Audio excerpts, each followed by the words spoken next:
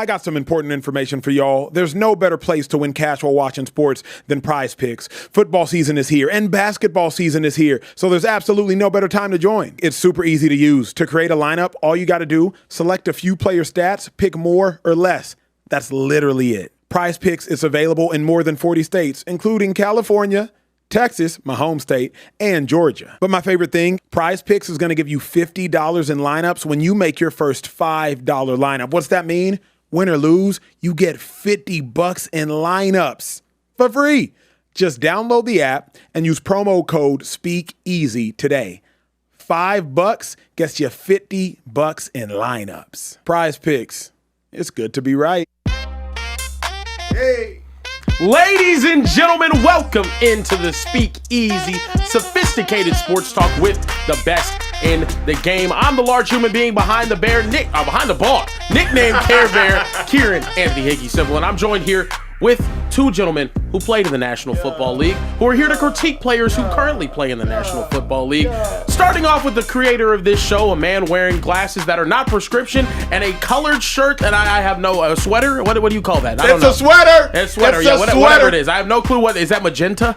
Mauve. Yeah, I don't know. I like mauve. Mauve sounds rich. Yeah. What up, beautiful people? Macho in the building. Hey, let's get it. It's a phenomenal Monday. Y'all could be doing anything. Y'all are hanging out with us. The show is growing. The chats are growing. It's the vibe. Today's going to be a beautiful day. Let's get to it. Also joining us in the Speakeasy, a gentleman wearing shoes worth well over $1,000. I'm talking about the shiftiest running back in the entire NFL for his tenure. I'm talking about the Philadelphia Eagles all-time leading rusher, LaShawn Shady McCoy in the building. Hey, yo, you should know how much they cost because you bought them. Don't you ever bet on the Cowboys again. I want to make a bet for next season, but I have no clue what we're going to do. Moving. Also, here in the Speakeasy with us is the man who's ahead of socials, the man who is in charge of running that chat, and he runs it like a true dictator should. Come on now. Social Trey in the building. How we doing today, Trey? I'm feeling great, man. What's good with y'all? Everybody feeling good? We about to have a great show. Life is good. Life is good. Shady, can I hold $1, man? I heard you got paid recently. Yeah, I got you. Okay, my dog. I appreciate you, brother. Appreciate you. This is ridiculous. Y'all monopoly money in my stuff, man. It's ridiculous. Listen, I take it all. Look, we have a lot to talk about here today on this show. We got to start off, though, with Monday Night Football. The Dolphins got smacked in the cold weather up in Pittsburgh, 28-15. A disgusting, despicable, deplorable, just all outright gross and nasty performance by the Miami Dolphins. Fellas, is it time for these Miami Dolphins to finally blow it all up? Absolutely. And 2-5, let me be honest. I'm glad the Dolphins lost to the Steelers. Because what the Dolphins would have allowed to happen had they won and gone on a run is this. They maybe would have made the playoffs and they would have lied to themselves and suggesting, oh, you know what? If we had Tyreek Hill and we ran it back and we just started the season a little bit faster, oh, we're exactly where we need to be. No, the hell you're not, Miami Dolphins. You are a bad football team with a quarterback that has underperformed all season and really for a year and a half now, with the head coach that has proven he can't get it done at the highest level, without a general manager because y'all held on to him way too long, with the roster that is not talented enough, with the roster that is not physical enough, and with the roster that is too small. The Miami Dolphins have to blow it up. We do realize this has turned into a team that's leaning on a third-round pick instead of a top 10 highest-paid quarterback at the position. We do realize that before this game, Tua Tagovailoa hadn't thrown for 200 yards in, I believe, 3 if not 4 games. And he hadn't thrown for 2 touchdowns in this game until the end of the game in the fourth quarter when the game was already out of reach, 28-3, if I am not mistaken. This is a bad Miami Dolphins football team. And I am very glad they lost this game because hopefully this will force them to change, as opposed to what so many teams do so often, where you finally end up with a good record. And as a result, you're like, oh, we good. We just got a couple tweaks here and there. This is not a reload for the Dolphins, Shady. This is a rebuild. Yeah, I'll show you right, man. I mean, I don't want to see the Dolphins no more. Seriously, though. Wow. I mean, they're a bad team. Like, we talk about them. I don't know. I think they need to have a blow up, right? Just have a whole explosion. Blow the whole thing up. Get it. I like McDaniels, but then again, do I like him as a head coach? Mm-hmm. Right? There's sometimes you have a really good offensive mind, like he has, but you got to control the whole team. Yeah. And that's not one of his strong points. And then your quarterback. What can I say about Tua, though? I remember when they first paid Tua, I said, why would you pay a quarterback that's always hurt, a quarterback that you had initial thoughts that he wasn't that good, and then in a year or so, you change your mind. He's a great quarterback. He's too little. Got little arms, little fingers, little hands. He don't throw the ball deep. They get all these fast receivers for what? For what? To not throw the ball deep, right? To not showcase your speed. It's a bad thing going on in Miami. I'm tired of it. It's time to move on. There is like actual legitimate data that suggests Tua doesn't win in cold weather. Care Bear, do you have any of that? Yeah. Tua entering this game today was 0-5 in games below 40 degrees at kickoff. Now 0-6. Now he is 0-6. Fellas, this is not just this is like the Kirk Cousins primetime stat. He had a bad record on primetime. That could be coincidental. Yep. This right here is a serious issue. Yeah. Tua Tagovailoa is a quarterback in the AFC. In the AFC, you're not going to. Sure, you can play the Chargers hypothetically. In the NFC, you might have some playoff games in LA. You might have some playoff games in San Francisco, in Dallas, in indoor stadiums. Yeah. In the AFC, you got Cincinnati. Check. You got Kansas City. Check. You got New You got England. Buffalo Check. twice a You year. got Buffalo. Check. Twice a year. And Exactly, then, twice a year. And they And just then come to MetLife. New York. Yeah. Yep. Fellas, they have to get off Tua Tagovailoa by any means necessary. Whoa. By any means necessary. This is, and it's because of this. When are playoff games, guys? What time of the year are they playoff January games? winter, I'll tell you that much. Is he going to put the Miami Dolphins in a situation to have home field advantage through the playoffs? No. Hell no. Did you see him in the last playoff game against the Chiefs? Disgusting. The way he played, like he was freezing out there. Yeah. It's football. It is. Y'all are bringing up a phenomenal point that, if we're being honest, we don't talk about enough. Care Bear, you mentioned something. I look at it like this. In life, when something happens, 2-5, coincidence, causation, correlation. Was it a coincidence? Did it just happen and there is no actual correlation between anything? Was it causation? Hey, did the cold weather, cause him to perform bad? Or is it just a correlation? Like there's some sort of correlation between the two. Yeah. This to me is causation. It sure as hell ain't coincidence that Tua is 0-6 now when it's under 40 degrees. There is obviously a correlation, but it's causation. I do not think that Tua has the physical prowess to be able to deal with the elements. I don't think that he has the height, obviously, as we know. He said himself he can't necessarily see over the line. Yeah. But when it gets more cold, and you got to use your body a little bit more. You have to shake off those defenders. You have to run through those linebackers. Receivers aren't getting in and out of their breaks as quickly, 2-5, so you got to buy some more time. You got to extend plays. That does not play into Tua's hand. And you know I'm thinking about Tua, and it's not his fault. I'm going to go in line and say this, because you know I'm not scared or shy to speak my mind. That's true. If you're a quarterback and you under 6'2", and you can't scramble or run, you will not be successful in the league. Oh. Yeah. If you're 6'1", and down, and you can't scramble, you will not be a winning quarterback in this league. You will not win a Super Bowl in this league. Mm-hmm. Right? Now put me on the books for saying that. Yeah. When I watch Tua, this is nothing that excites me. Right? He's 6'1". Yeah. So that means he's in that same category. Yeah. And he can't scramble. Yeah. He's not gonna win. Yeah. You watch against the cold games. I remember a while back, I was with the Buffalo Bills. Yeah. And I was like, Coach, we had a quarterback situation where we wasn't sure of. I said, hey, man, why don't you go out there and try to get Michael Vick, right? He said, I would love Michael Vick, but he has small hands. I'm like, what's that matter? Mike Vick is a baller. I don't know what you're talking about. Period. And he said, because when it gets cold in Buffalo, can he get the same grip with them small hands? And I'm thinking, like, it's football. But I think it matters. I watched the way he plays. He don't be zipping the ball. Look at Tom Brady. He got big hands, right? Yeah. It's the reason why he was trying to make them balls flat in the cold. Yeah. To get that grip. Yeah. So, Tua, that's not his. That's his problem. Little hands and it gets cold. You see how he plays. Yeah. I think on top of everything Shady's saying, because it's funny, but to some degree It's it is real. true. It's true. The Dolphins aren't built for the cold. Cold mitigates speed very quickly. Ask any Olympic sprinter. They want it to be about 78 degrees and humid, because when it's humid, Yeah. you ain't got to warm up as much. Cold mitigates speed. The Dolphins are a team that's based on speed. They're not based on physicality. They're a team that wants to outrun you. They don't want to outmuscle you. From Jalen Waddle to Tyreek when he's healthy to A-Chain when he's out there, all of their players are speed-based.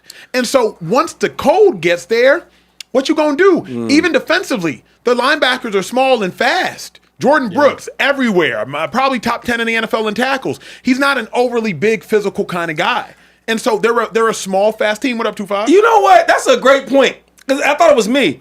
When I watch the Miami Dolphins now, It reminds me of like the college team Oregon. Yeah. Right? Oh, Where, yeah. no, seriously though. Yeah. Everything is on this sideline, misdirection, all this fast stuff, all these fast receivers, fast running backs, fast tight ends. Yep. For what? Because when it gets cold, it's about being physical. Yeah. And when you watch the run the ball, it's always sideline to sideline, a misdirection. Even the quarterbacks. Other than Herbert, I don't know any really good quarterbacks from Oregon. That's in the pros. And I look at the Miami Dolphins, it's like, yo, all these gadget plays. Well, what happens when you play against the defense that's fast too? Yeah.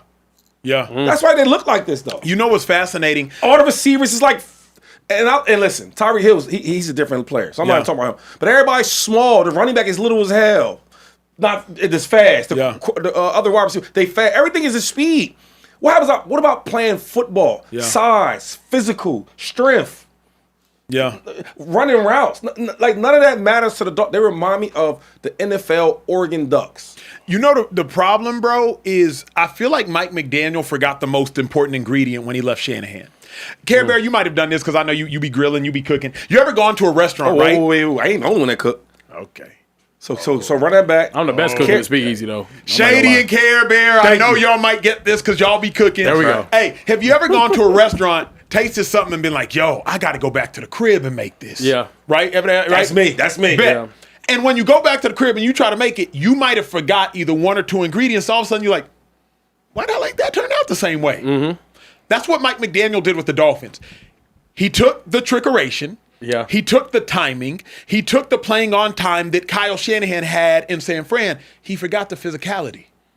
All that stuff without Fred Warner, without Bosa, without Trent Williams, without a physical run game. It's cute, but you can't go far. The Dolphins are a non-physical version of the San Francisco 49ers. 49ers do the same thing. They try to play on time. They try to play with misdirection. They try to play a very fast brand of football. The difference is, if the Niners have to take you in a phone booth, they can bludgeon you there too. And the Miami Dolphins roster is not a roster that has the ability to bludgeon you. Say what we want about Tua, say what we want about whoever. To me, Care Bear, it's a roster problem. Yeah. They do not have the George Kittles. They do not have the Trent Williams. They do not have the Fred Warners. They do not have the Bosas. They do not have the Mustafas. They did not have the Hufungas. They did not have the Dre Greenlaws. It is a roster problem. And players are a reflection of their coach. Their coach is brilliant, but their coach plays a brand and exudes softness. The Miami Dolphins, they play a smart brand of football, but they don't play a physical brand of football. Yeah. I mean, I hear you. That's the thing. Miami, they're in a rough situation now. Also, I see a lot of y'all in the chat saying Drew Brees. Drew Brees is the exception, not the rule. Literally across the entirety of NFL history. I'm talking about nowadays. Now. Exactly. Yeah. Was that 2008, 7? Yeah. Last time Drew Brees was elite 10? was 2010. I don't even remember. You were probably in the league. 2010 is when they won the championship, I think. Yeah, Acho was probably playing football last time Drew Brees. What was it, 11? Shut up! Sorry, my fault.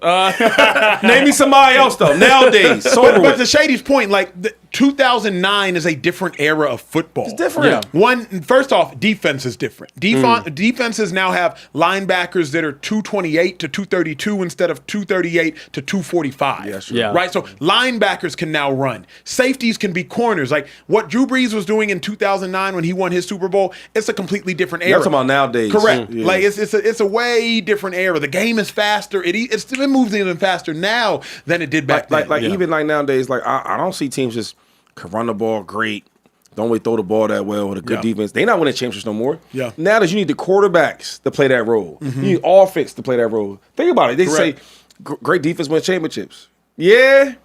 Well, the last couple of years, it's all about the offense and the quarterback. Yeah. It's very true. I don't know if it's me or not, but you scare me, home. Seriously. What? How did I scare you? Can we get a close up on What is my eyes? Eye Bear? I bursted some blood vessels this past weekend. I'm so nervous. We got like a vampire eyes. Look at that. Look at that. Is that they're, contagious? They're pretty crazy. Is it no, contagious? It's not, it's not pink eye. I'm nervous, dude. Essentially, I'm bleeding from the eyes right now. So, hey, what's up with these super chats? We'll figure it out. Any super chats popping or they quiet? Mr. 214, we didn't even hear from you yesterday. Is he still That's Speakeasy's facts. off, bro? Like, That's what's facts. up, bro? Yeah, he did jump in the chat. He didn't send a super chat, but he said, what's up? Okay, say less, we say did get a less. super chat from Caden Johnson. Said, bandwagon Bears, stop hating on Jalen Hurts. I mean, I would too if my quarterback has played for decade and only 2 playoff wins. Fly, Eagle, fly. Is that what he got?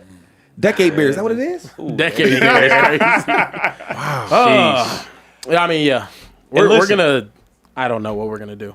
We've got a special guest back in the Speakeasy tonight. Who in there? Uh-oh. A man by the name of Panthers Reese. Hey! Oh, Reese Reese in the building. Where you been at, Reese? Reese is back in the building and Come sent on, a dog. super chat and said Aaron Rodgers showing Phillip Rivers that Phillip Rivers doesn't represent all old men.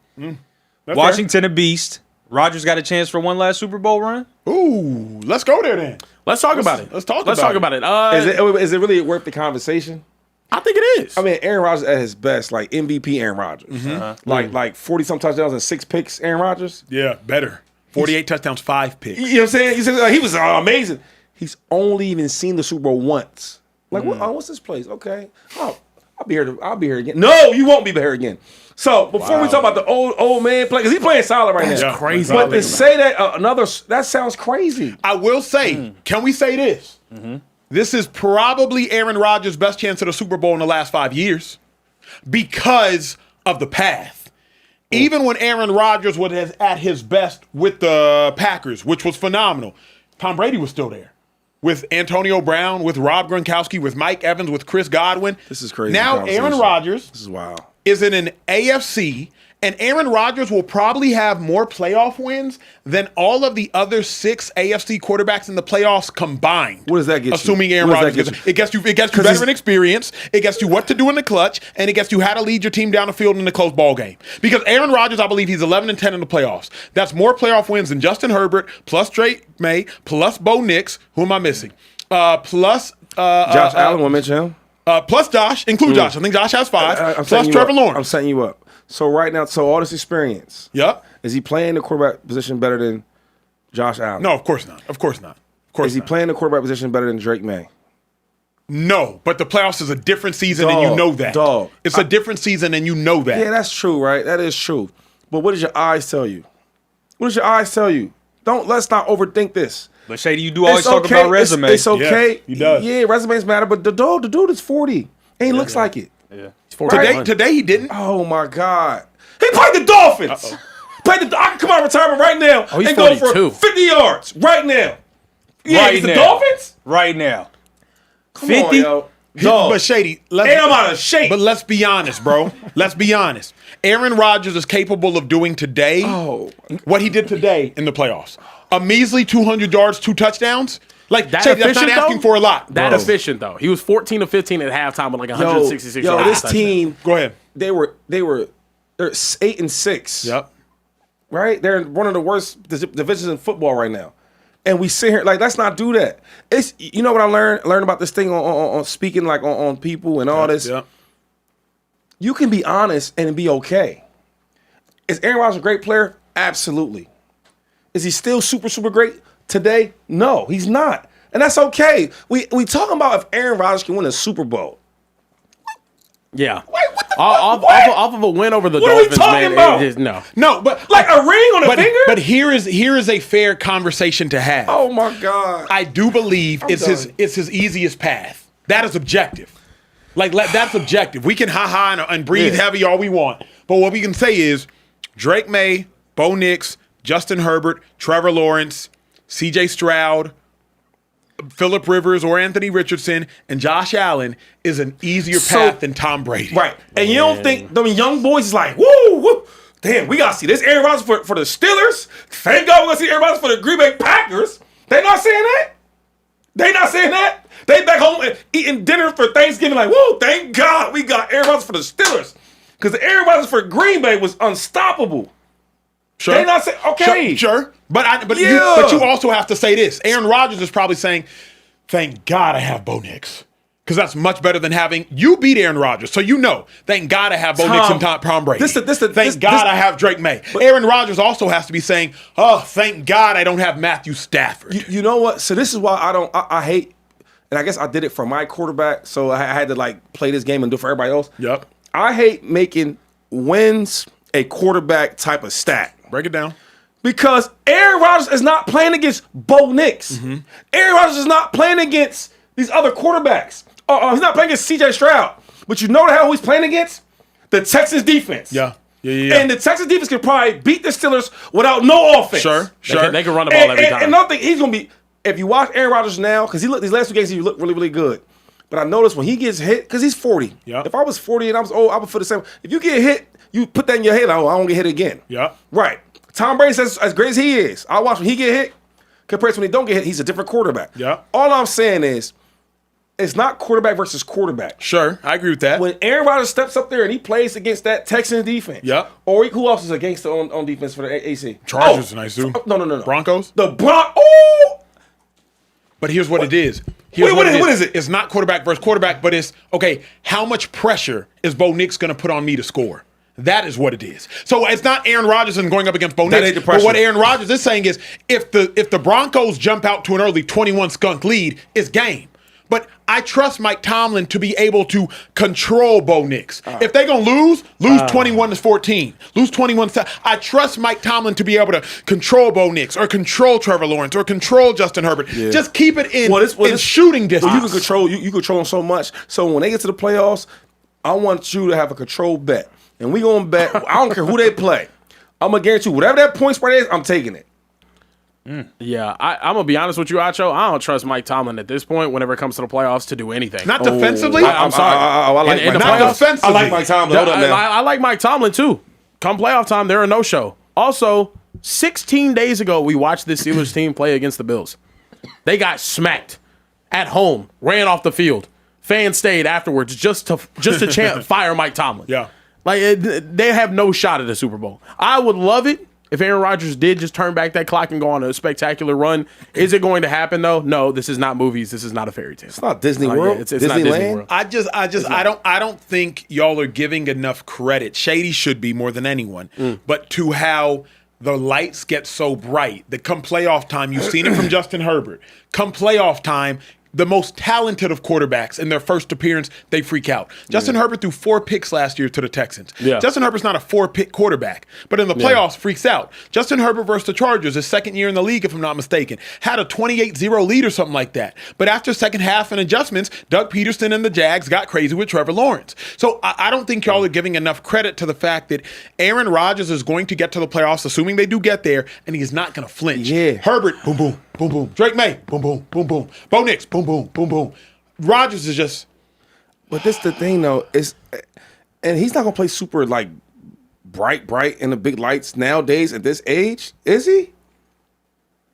Like, yo, Not at it's like in 42. boxing, yo. Like, a guy can be a great fighter, right? Done all these great things, and you still have that big name. But eventually your age catches up to you, and you're not the same guy just because your name is the same. And another thing about the Steelers is, they are 8-6 for a reason. One of the worst divisions in football. Yeah. What I'm saying is, Acho, I'm not even talking about the other quarterbacks. They're irrelevant right now.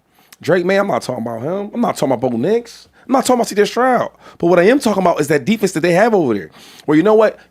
Let's say I don't want you even to try to even beat Aaron Rodgers by stats. We're going to let the defense show up first. Yeah. And then you follow the move. Yeah. Y'all going to see. Yeah. Y'all gonna see. Yeah, I mean, I won't be surprised. Like I won't be surprised if what y'all are saying happens. I'm just saying, as a fan, even to some degree an analyst, this is a more favorable path for Aaron Rodgers. But what's more likely though? Is it more likely that the Pittsburgh Steelers and Aaron Rodgers go to the AFC? I'm not gonna talk about the Super Bowl because that's like, the AFC Championship game. Is it more likely that happens or doesn't? Doesn't. Is it more likely that the Steelers can win a playoff game this year, or they can't? That's interesting. That one's fair. That one's because think about it, Tupac. Okay, let's hear about if it. you're the 4 seed, they're probably going to get either the Colts or the Jags, both winnable games, or the Chargers. That's a winnable game because the Broncos will win that division. Okay. Now, if they have to get the Bills, because if the Bills don't win and the Bills end up as a 5, you're out of luck. But like you can beat what if they get the Talk to me. the Texans? Because the Texans are. If the Texans could be the 5, if they end up as a Yeah. I don't want to see 42-year-old Aaron Rodgers go up against the Texans defense, man. That's gonna hurt. No, I want to see it now. Let me ask you. You though. want to see it Now he convinced me. Also, Acho. Yes, sir. The last time we saw Aaron Rodgers in the playoffs, did he not lose a home playoff game to a Brock Purdy in his first playoff? Absolutely. You're not selling me. I'm not sold. Was that the last time we saw him? I believe that was the last time we saw him in the And you playoffs. heard something that's even funnier than that? Whatever. Yo. Wait, Brock Purdy. No, that's not it. Did they lose to 22. No, that's Jimmy 22. Garoppolo.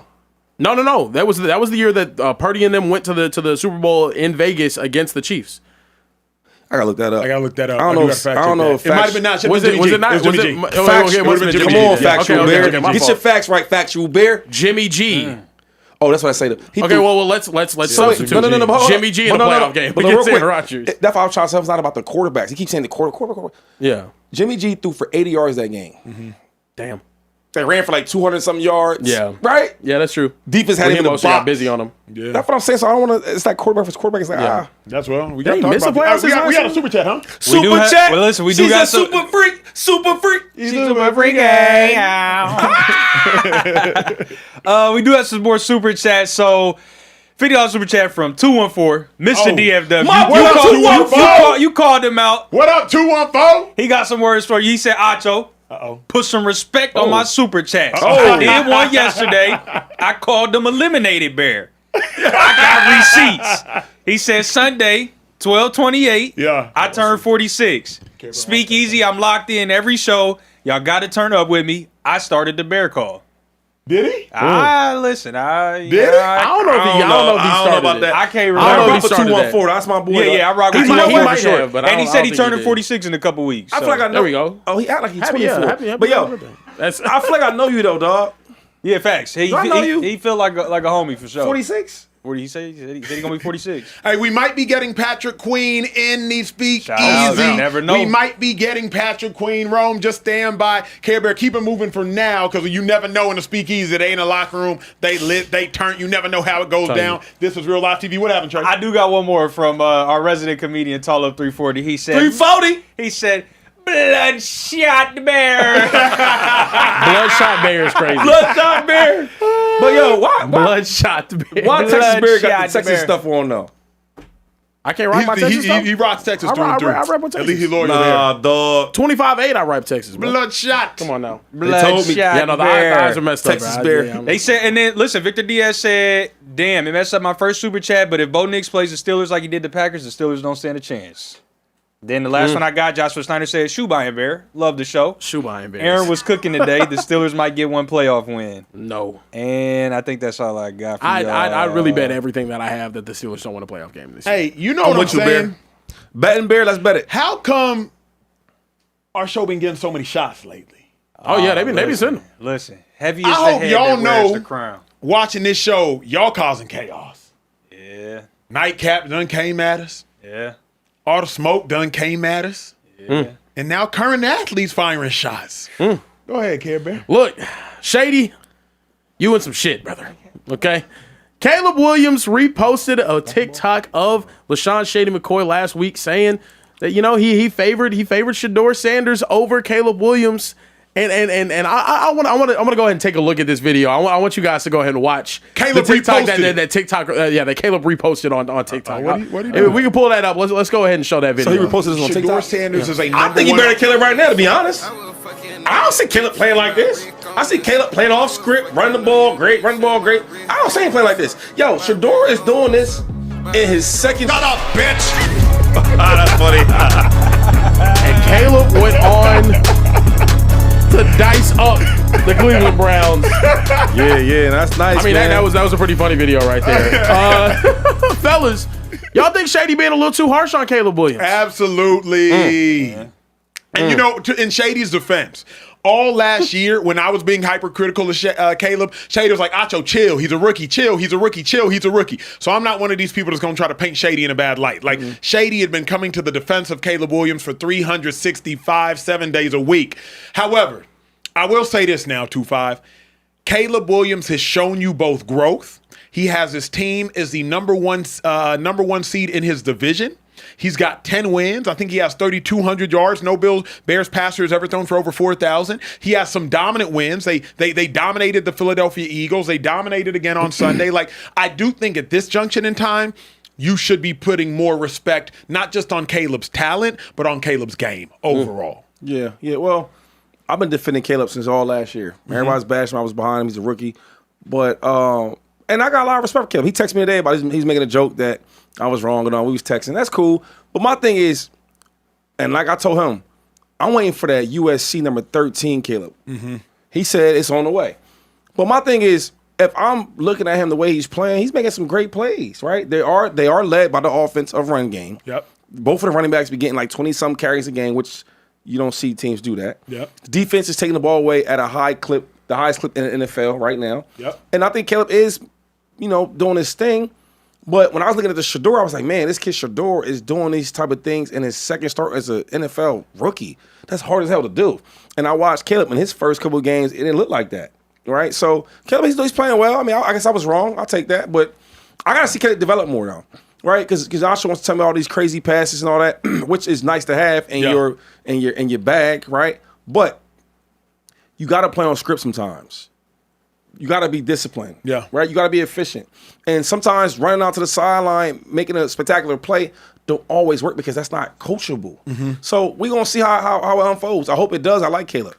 A lot of talent. I say generational in college, so I want to see it. But all I'm saying is that the way he's playing now is good. I want to see the great because we said that Caleb Williams had great type potential. Yeah, that's fair. I think that's a fair take. That's a real take. But I also think what's fair is to say through 2 years, Caleb is meeting expectations. He's not exceeding expectations because he's generational. I can't say that. He's not below expectations because last year You don't they think were he's meeting atrocious, expectations? but he's meeting them. 2-5 to me, like Caleb Williams is. I mean, he's not doing bad. He's doing good right now. Correct. Right. But when I first laid eyes on Caleb Williams' pause, I was like, wow, this kid is amazing. Yeah. The sidearm passes, the extended plays, right? The throwing a deep pass, all them things that I fell in love with. And then I seen him last year as a rookie. I ain't really judging him. Okay, he's a rookie. He's trying to find his way. It's one of the hardest things to do is be a rookie in the NFL. Check. Then this year he looks a little better. Gets Ben Johnson, who's probably one of the best offensive minds in football. Yeah. And when I watch him, it looks like he's managing the game in a certain light. Mm-hmm. Just like he has talent. Am I wrong by saying that? No. All right. So what I'm saying is if the Caleb that I've seen in college, if you bring him to this offense and he's playing like that, I think they start blowing dudes out. Because you can't run the ball that well, right, and not blow teams out because you can throw the ball as well. So, yeah, if you want to say he's playing well, cool. But I'm thinking like he's doing the same thing like Bo Nix. It's like a safe play, safe game. But 2-5, isn't this – are you faulting Caleb Williams for what Ben Johnson is doing? Because Ben Johnson had Jahmyr Gibbs and David Montgomery. Mm-hmm. Their run team first. Mm-hmm. Amon-Ra was going to get busy, and Jameson was going to take shots, and Laporta was going to work the middle of the field. But at the end of the day, the offensive coordinator of Ben Johnson was going to make sure them Detroit Lions run the ball, and then you pass off that play-action run game.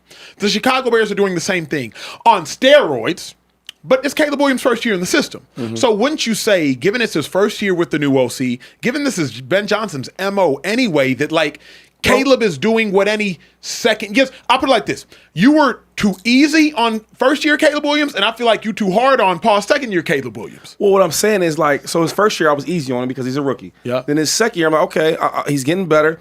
Now, this is a marathon. This ain't a quick race. Yeah, fact. So he got time to grow.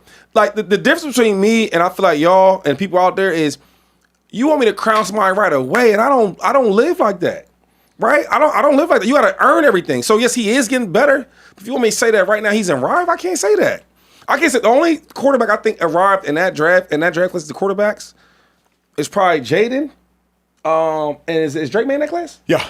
And probably Drake made. But see, here's my problem, right? And here's what I hate. Care Bear, I learned this, and I think this is one of the truest things I've ever learned. I'm glad y'all here for this watching the show. You don't get a second chance at a first impression. Mm-hmm. Because how can you look at Jayden Daniels through 2 years and feel that much differently? Meaning, obviously Jayden's first year, he went crazy, nuts, crazy. Right. But his second year, he's been hurt and average when he wasn't hurt. Mm-hmm. Meanwhile, Caleb Williams' second year is going to likely win the division.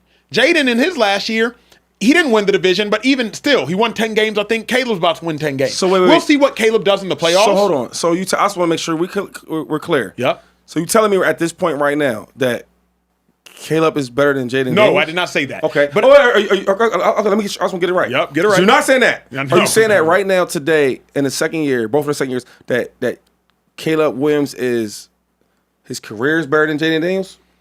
I think right now today, both of their careers are similar. They're both similar careers. That's not. They're both about to win the division. Well, Caleb's going to win the division. Jayden didn't. They're both going to make the playoffs once. Yo, first of all, Jayden's team is not as good as the Bears, correct?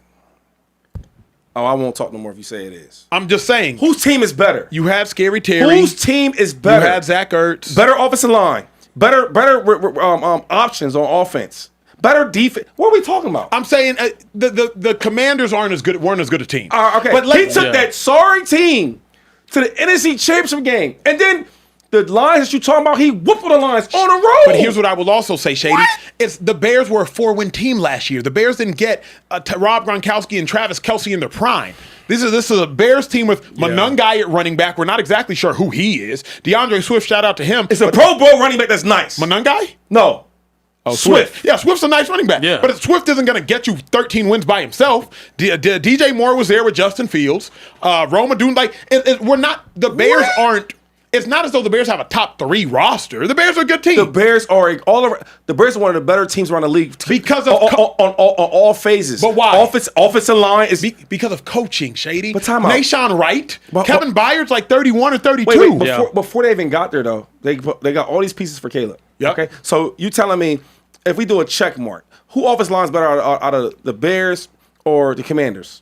I'd say it's a wash because the Commanders have Laramie Tunsil, they have Cosme. Like the Commanders are solid. I would say the other way, but cool. Y'all got running backs, obviously. Wide receiver core should be a wash. It should be. Debo and Scary Terry. It should be. Debo and Scary Terry. Bro, I'm talking about production. I ain't talking about what it's supposed to be. Production, yes. Then I'll go with the Bears, but production you have to factor in Caleb. Then we go to the defense. Then we go to defenses goes to who? You're gonna say the Bears, but it's lazy. It's going to the Bears. But here's why it's lazy. Don't talk to me about production because now you have to factor in coaching. You can't say the Bears have better receivers. If the point is they have a better quarterback, of course their receivers are going to produce more. Yeah. Like is Nashawn Wright all of a sudden is a world beater? That's Kevin true. Byard at Nashawn Wright was on my 31-32 team is last a year. He world wasn't beater. Jalen Johnson was hurt for 5 weeks during the course of the season. TJ Edwards is a $7 million linebacker that the Eagles were fine letting go. What do we? Why does that matter though? I don't care about none of that. I'm saying right now, if you look at the defense for the Bears, they get the ball, they get mad turnovers. Yes. They put good offenses in boxes. All that you talking about, I don't care what you talking about. I don't even want to defend all that. When you watch the Bears defense, they shut shit down. Yes or no? They get picks. They get interceptions. They don't shut stuff down. They get picks. They're still the same offense that gave up 400 yards to Joe Flacco, 470 yards to Joe Flacco. They get picks. It does matter. It don't. In the name of football, if you get turnovers, that's the name of the game, is it not? It is. Yeah. All right. Okay. So what I'm saying is, if you give me the ball more than the other team, 9 times out of 10, we're going to put more points. That's fair. But okay. So what I'm saying, I look at the team all around together. From offense, defense, and special teams, they are a better team than the Washington Commanders. And all I'm saying is Caleb is a big factor in that. Who has less turnovers than anybody in history in his first 1,000 passes? Caleb Williams. So if you want to talk to me about the Bears' turnovers on defense, please allow me to talk to you about Caleb Williams not turning the ball away. Okay, so if you say, so when I watch the quarterback play, Jayden's best year, and then I guess this year's Caleb. Yes, sir. I watch Jayden carry his team. That's true. Are you going to tell me that? Argue that. Are you going to tell me that Caleb Williams carried the Bears? No. We got Patrick Queen calling right now. Yeah. Oh, now you want to move on. Now you want to move on. Okay. Now you want to move on. We have to go back to it. We going back to it, though. We going back to it, though. I have to go back to it. Oh, what's wrong with this dude, Shady, oh, my bro? goodness gracious. Y'all see what I got to do? We're definitely going to get back to it. As if I did this. There we go. Hey, we got Patrick Queen in the building. In the building. Is that Patrick Queen? That's Patrick Queen. You got the hell off the camera. That's not Patrick Queen. Where is Patrick Queen? Unmute for us. I'm muted. Unmute for us. Hold on. Hold on. Give us 1 second. We're trying to figure out the audio. Hold on. I'm trying to tell you. Who is that? Who's that on? Is that on us or is that on them? I think that's on us. Hey, bro, can you unmute this, please?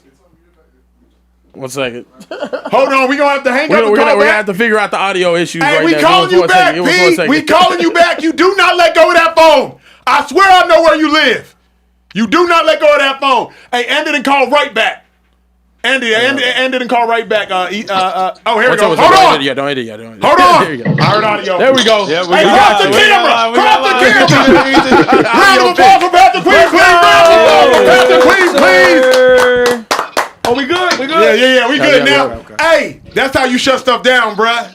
Patrick Queen, you know, from linebacker to linebacker, one of the best linebackers in the game. I'm glad you got your All-Pro when you did, so we can also call you All-Pro. Hey, how'd the game feel today, bro? Went out there, led the team in tackles, dominated. How'd it feel? It felt great. You know, I still missed 2 tackles that I want back, but at the end of the day, you know, we got the win.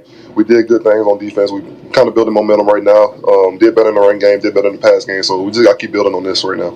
Hey, y'all talk a lot about communication, bro. I was studying the defense last year at the end, this year as well. What is the difference between when y'all actually are all on one accord and when y'all aren't? Is it a bad week of practice? Is it one guy being selfish? Is it bad eyes? Is it not communicating from the secondary to the linebackers? Like, what is it when y'all shut it down and when y'all don't? What's the difference? I think that is the difference. Every single thing that you named, it could be just one play here and there. Somebody might be selfish, or the next play it might be somebody that didn't get the communication. I think all that ties into it. And we've been doing better at that. We've been getting all the details out at practice, during meetings, during the week. So we just come out there and play fast like we did. Do you still feel like the Steelers are a defensive team? Obviously, you started your career with the division rival, but the Steelers always and forever have been known as a defensive team. That started to change the last 16 months. Do you still feel like the identity of the Pittsburgh Steelers is a defense? I think it's the whole team, honestly, because I think when we make plays, the offense feed off us, and I think when the offense make plays, we feed off them. And then special teams ties both in. We're still getting better. I think from the past few weeks, you can't really say that specifically that we're a defensive team, but I think we're definitely heading in the right direction with that. One of my favorite coaches is Mike T. And he's been a lot of heat, though, right? Yes. And heat that I don't think he deserves, but he's getting a lot of heat.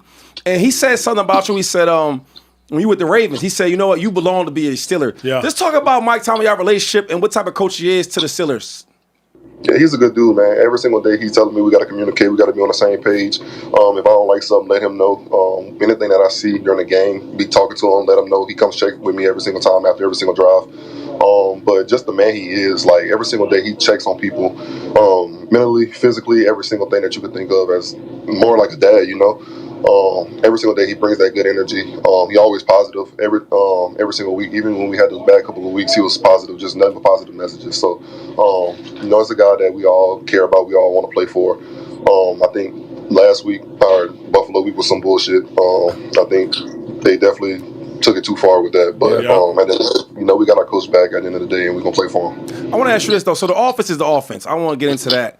But y'all defensive-led team, right? Yep. When you look at the names on this defense. Got some names. I'm going to be real with you. We look at the names on defense, you're like, damn, they should be this and that. And it's been like up and down the whole year. Going into the playoffs, it's like you guys are going to the playoffs. Is there a mindset like, yo, we got all these names. Let's show up and make sure we win these games because our offense is just okay. Yeah, Jalen was just talking about that this past week. He was just like, we got the names, bro, but why are we not playing like us? We just got to go out there and do what we do that at a high level. Just trust the man next to you, bro. Like, whatever the call is, just play the call, bro, and do it to the best of your ability, and we're going to be fine because we got playmakers in every single position, so it shouldn't be no excuse. So that kind of stuck with us, and then we just went out there practice and just tried to dominate in practice every single time. I want to ask you this. I played on a lot of different offenses, and there's some offenses where I had to do more of the work, but there's some other offenses I had some dogs. I look to the left, I'm like, oh, he going to get it. To the right, oh, he going to get it. I feel like with the Steelers, y'all have it on defense. Is it more of a thing of like accountability? Like, yo, I don't have to get on you because I know you can take care of that? Because sometimes they be like the small little things that be beating you on defense. Yeah, that's exactly it. And I think that's what we've been better at. People actually speaking up from the D-line to the linebackers to the secondary. Everybody speaking up. Everybody saying what they got to say. And nobody getting, sissy about it. Everybody just, manning up, taking accountability and trying to get better. Because we know, like, things that we've been losing to are the mistakes we've been making is all because we was either being selfish or we wasn't communicating. And that's things that shouldn't be happening at all. So we took accountability for that and we're trying to fix that. BQ, do you feel like this is your Super Bowl window? Reason I say that, you've been in the league a long time. You know it's hard to get there. Aaron Rodgers ain't getting no younger. Cam Hayward, my dog, he ain't getting no younger. Ramsey, as good as he's still playing, he ain't getting no younger. TJ Watt, he ain't getting no younger. Like, do you feel like it's now or never for your squad? I think when you look at the older guys, I think it is a now for them. And at the end of the day, like I got a little bit of ball left for me. I got a lot of ball left for me. I'm gonna say that. But I think when you go out here and play, you play for those guys because they're older. There's guys that you grew up watching, and you see how much they care. You see how much work they put in every single day. They come in early, they leave late. They always communicate. They always talking to keep the vibes up. We have fun. We have fun every single day. And that's guys that you want to go out and play for. You want to have their back on the field. You want to just be able to win for them because they're older. And you got to be realistic about things. So that's the main thing, is just trying to get the boys to win. I got one more question. I'm going to let you go. Go ahead. I got to ask this because I respect you. I got to ask you. I know you're going to keep it real with me. You play with Lamar Jackson, and now you playing against him. You played against Josh Allen. Now, I'm a fan of Lamar Jackson, but I played with Josh as a young boy, and I knew he was going to be nice. Who's harder to defend? Ooh. Because I don't want to ask you who's better, because that's opinion based. Yeah. But who do you think is hard to defend? I think it depends on the player. There's no wrong answer, dog. No, that's what I'm about to explain to you. A player like me, if I'm going against Lamar, I got to be worried about him shaking me and hitting the corner and getting gone. Mm-hmm. With Josh, I got to be worried. I don't have to be worried, but I would say a player on defense will be worried about getting ran over because he's a big dude, you know. And they both can air it out. They both can make people miss. So I think that's two hell of a quarterbacks. I'd rather face Josh, knowing that he's gonna try to big boy me. Yeah. And then because Lamar puts you on skates, he embarrass you in front of the whole nation and stuff. That ain't a good look. Okay. Hey, bro, let me keep it light, and then I'm gonna get back to it. Let me keep it light. Best linebackers in the league in my mind. In my mind, Fred Warner, Roquan Smith, Patrick Queen. Those are my top three. I need your top five, G. I need your top five. I need your top five. Ooh. I know Fred hurt, but Fred's still that one. Yes, sir. Fred Check. still got to be that one. I'm gonna get row two, row a baller. Oh, you gonna smart. Okay. 3, trying to be humble. I really feel that's my spot. But the two guys that we just played today are some true ballers. They nice. Jordan Brooks is nice, they huh? Ballers. Yeah, they true ballers. No, Jordan Brooks is nice. He is nice. He's nice. He top 5 already? So Zach Vaughn ain't even in there at all? I'm talking about this year. I'm talking about strictly this year. Okay. All right. Zach Campbell in Detroit. If you turn on the tape, the boys up there. Okay. Yeah. Okay. And then if we for my 5 spot, Quay Walker. Quay Walker, nice. Quay been balling. Nakobe, since he been back though. That's a good one. He know LBs. All right, let's talk this. You haven't had a quarterback from a passing standpoint or a veteran standpoint like Aaron Rodgers. Why do you think this year's playoff run, because y'all still got to get to the playoffs, so the run starts now. Why do you think this year's playoff run can be different? You got a guy who knows the game. He's not gonna make a bunch of mistakes. If he does, he fixes it just like that, and we got his back. But you got a guy that can push the ball down the field. He could throw the intermediate. He could throw the short passes. He understands defenses. He gets us in the right call 90% of the time. So you got a guy like that. That fuels us to go out there and get the stops and get the ball back to him more. So I think when we play complimentary football like we did today, we can make a run. There it is. Ladies and gentlemen, All-Pro, PQ. Hey, PQ, round of applause, please. Round of applause, please. Thank you. Hey, my dog, stay healthy. Y'all go get it, bro. You fun to watch, bro. Will do. Appreciate y'all having me, too. Yes, sir. Appreciate you.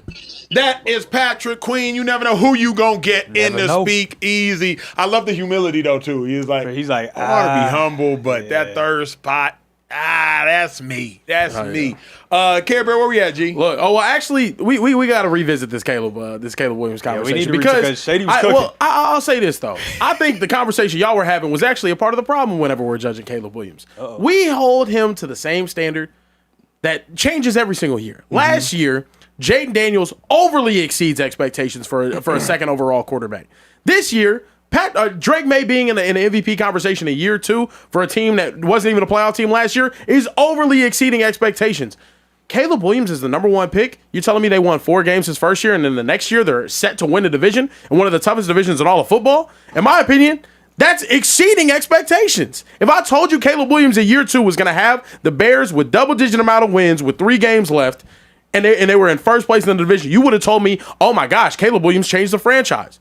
But because now we've seen Jayden Daniels go to an NFC championship and we see Drake May being an MVP candidate, it's he's just meeting expectations or he's not even meeting them. Mm-hmm. I think that's crazy. So I gotta let me ask y'all a question. Please do, sir.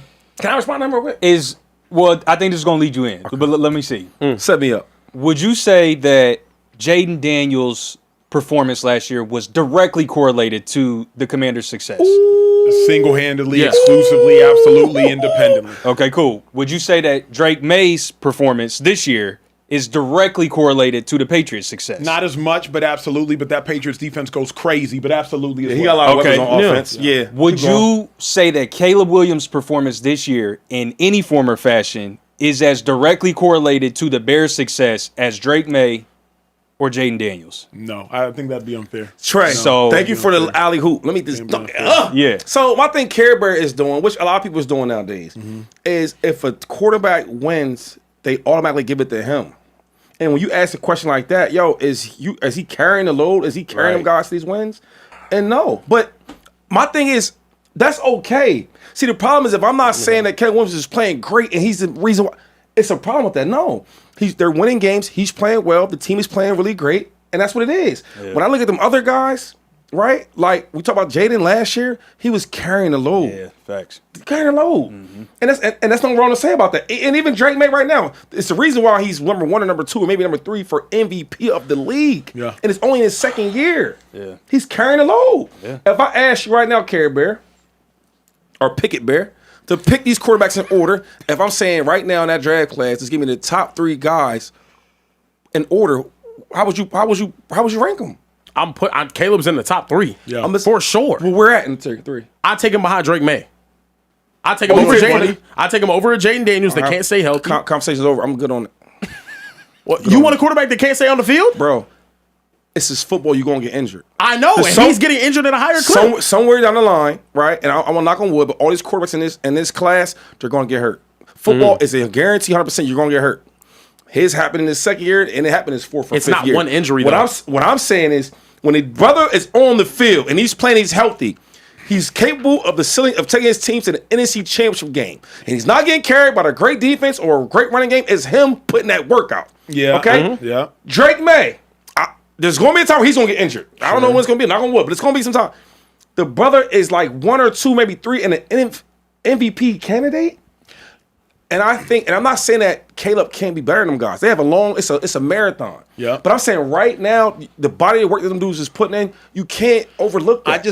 They're I hear overexceeding Shady. expectations I just of think- any quarterback taken that early in the last 10 The only years. part, Shady, where I think you're being unfair, the only part I think you're being unfair is the Chicago Bears are a historically bad franchise these last 10, 15 years with bad quarterback play. Right. Some good rosters, bad quarterback play. Mr. Trubisky, last time they had a positive season, 12-4, 2018. Caleb has come in his second year and is protecting the ball to the point where turnover margin is the best in the league. Obviously, a defense he supported. To Care Bear's point, Jayden's injury, it does matter. Why do I say that? If you look at the 2020 class, Jalen Hurts, Jordan Love, Justin Herbert, Joe Burrow, Tua. The 2 quarterbacks that got hurt early keep getting hurt. Tua and Burrow.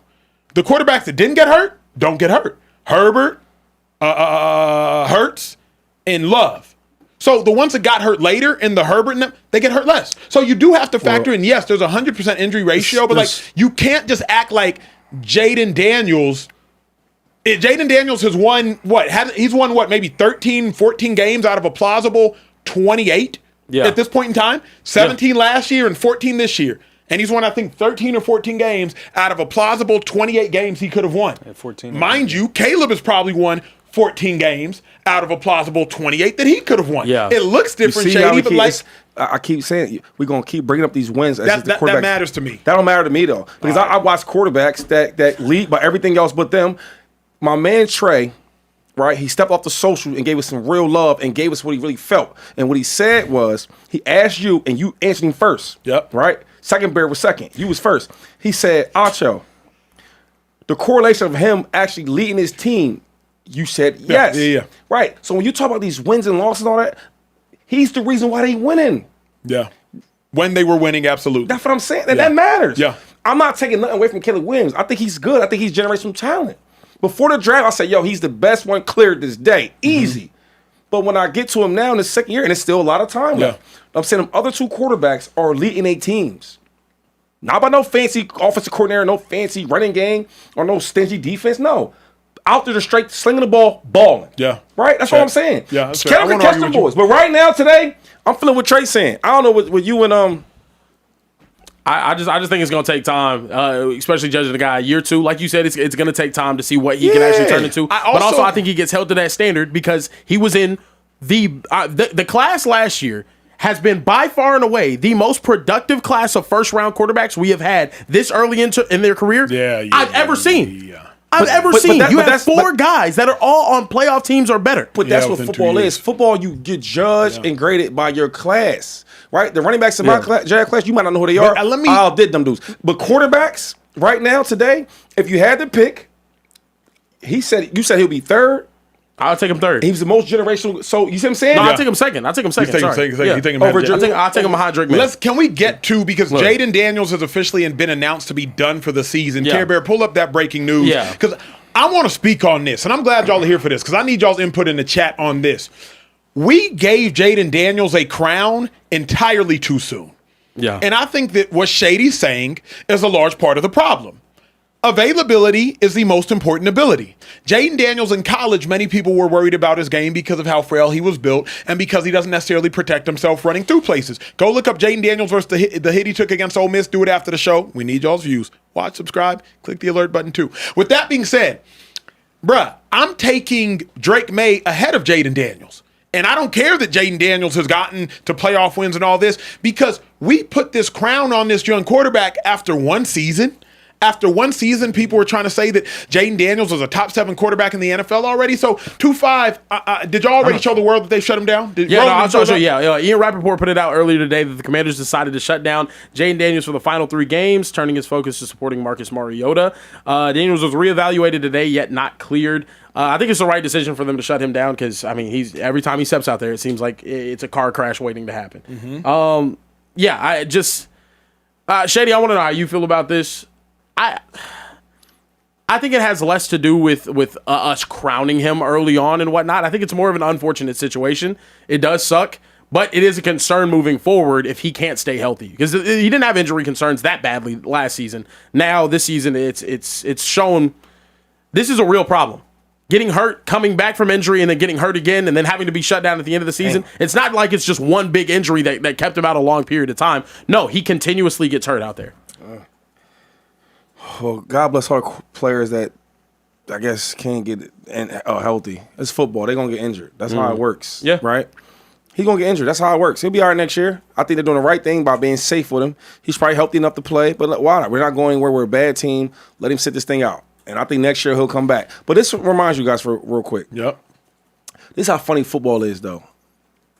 The brother was the rookie of the year last year, and now we just count him out because he got injured. I'm not counting him out. Don't go hyperbolic on it, Shady. crazy, man. Don't try to say something we're not. I just It think sounds like you're counting him out. I'm not counting him out. I am accurately assessing him. He had one great year. He had one bad and not applicable year. Well, it's a balance. I think They're equal. Well, I call it an injured year.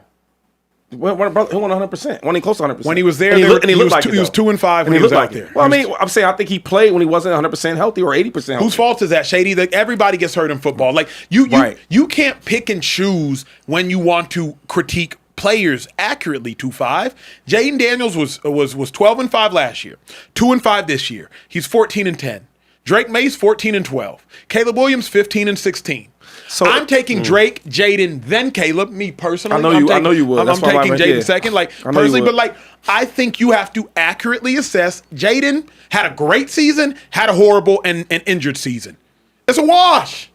Nah, I don't think it's a wash because every win that you're telling me doesn't add up. Like I watched games in Caleb's first 2 or 3 starts where he had like 60 yards. They had a punt return, all this stuff. Yeah, last year. Yep. And you count it as a win. You see what I'm saying? That's why I don't count when you keep telling me all these quarterbacks, these wins. How? Because I don't look at these stats. Because stats will tell you anything. I watch the games. And there's some games where these quarterbacks don't do nothing and they win a game. And you tell me that he won this game. I hate it. I watch games, even my quarterback, right? Because I'm being fair. I'm not just being this, And there's games where Saquon has 300 yards rushing. Defense has some turnovers. He has 110 yards. And you gonna tell me that he won that win goes to him? I'm saying, that's Shady, bullcrap. for the sake of simplifying a conversation. We don't need simplify. We're doing a 2-hour show. If you want to get crazy technical, Jared Goff gave the playoff game away to the Commanders last year. He gave it away. But I'm not going to sit here and say he threw like 10,000 interceptions. It was a blouses. Jayden threw Jayden threw down like 10,000 touchdowns. The Lions lost that game more than Jayden won that game. What Jayden did in that game was not wildly impressive. Say that. Some screens Can we tossed go in to Eckler. it? Yeah, I mean, but if you want to use scrambling and all types of Jared stuff. Goff had one touchdown and 3 interceptions. Then he lost the game. Time out. He lost the game. So when I watched that game, the brother had 300 yards, a couple pass touchdowns, and he was rushing for like 50, 60 yards. Sure. That all matters. It does matter. But what I'm saying is this. The reason we have to sometimes use statistics is to simplify the sake of the conversation. Yeah. And for simplicity's sake, Jayden is 14 and 10. Nacho, man. He does more than Caleb. I'm giving you that. I've known you since 2013. I ain't never been simple. So when I'm speaking my mind, right, when you go out there and you balling and you throwing touchdowns, you running, you making dudes miss for first downs and all that, that adds up and that counts. Compared to you running the ball, you run, play action. No, I'm not on that. And you get a win by that? You know what I mean? Games, and I ain't want to get to this. I play with so many quarterbacks. Yep. If they play nowadays and you've been feeding me all game and you doing the very bare minimum and you win a game and we about to talk about like you got that win? If we look at back then, you look at that what was that Ravens team that won championship with the bad Joe quarterback? Flacco. No, Trent Dilfer. I'm cool with Trent, but I got to do my job. If Trent Dilfer was in today's game today, He wouldn't be starting anywhere.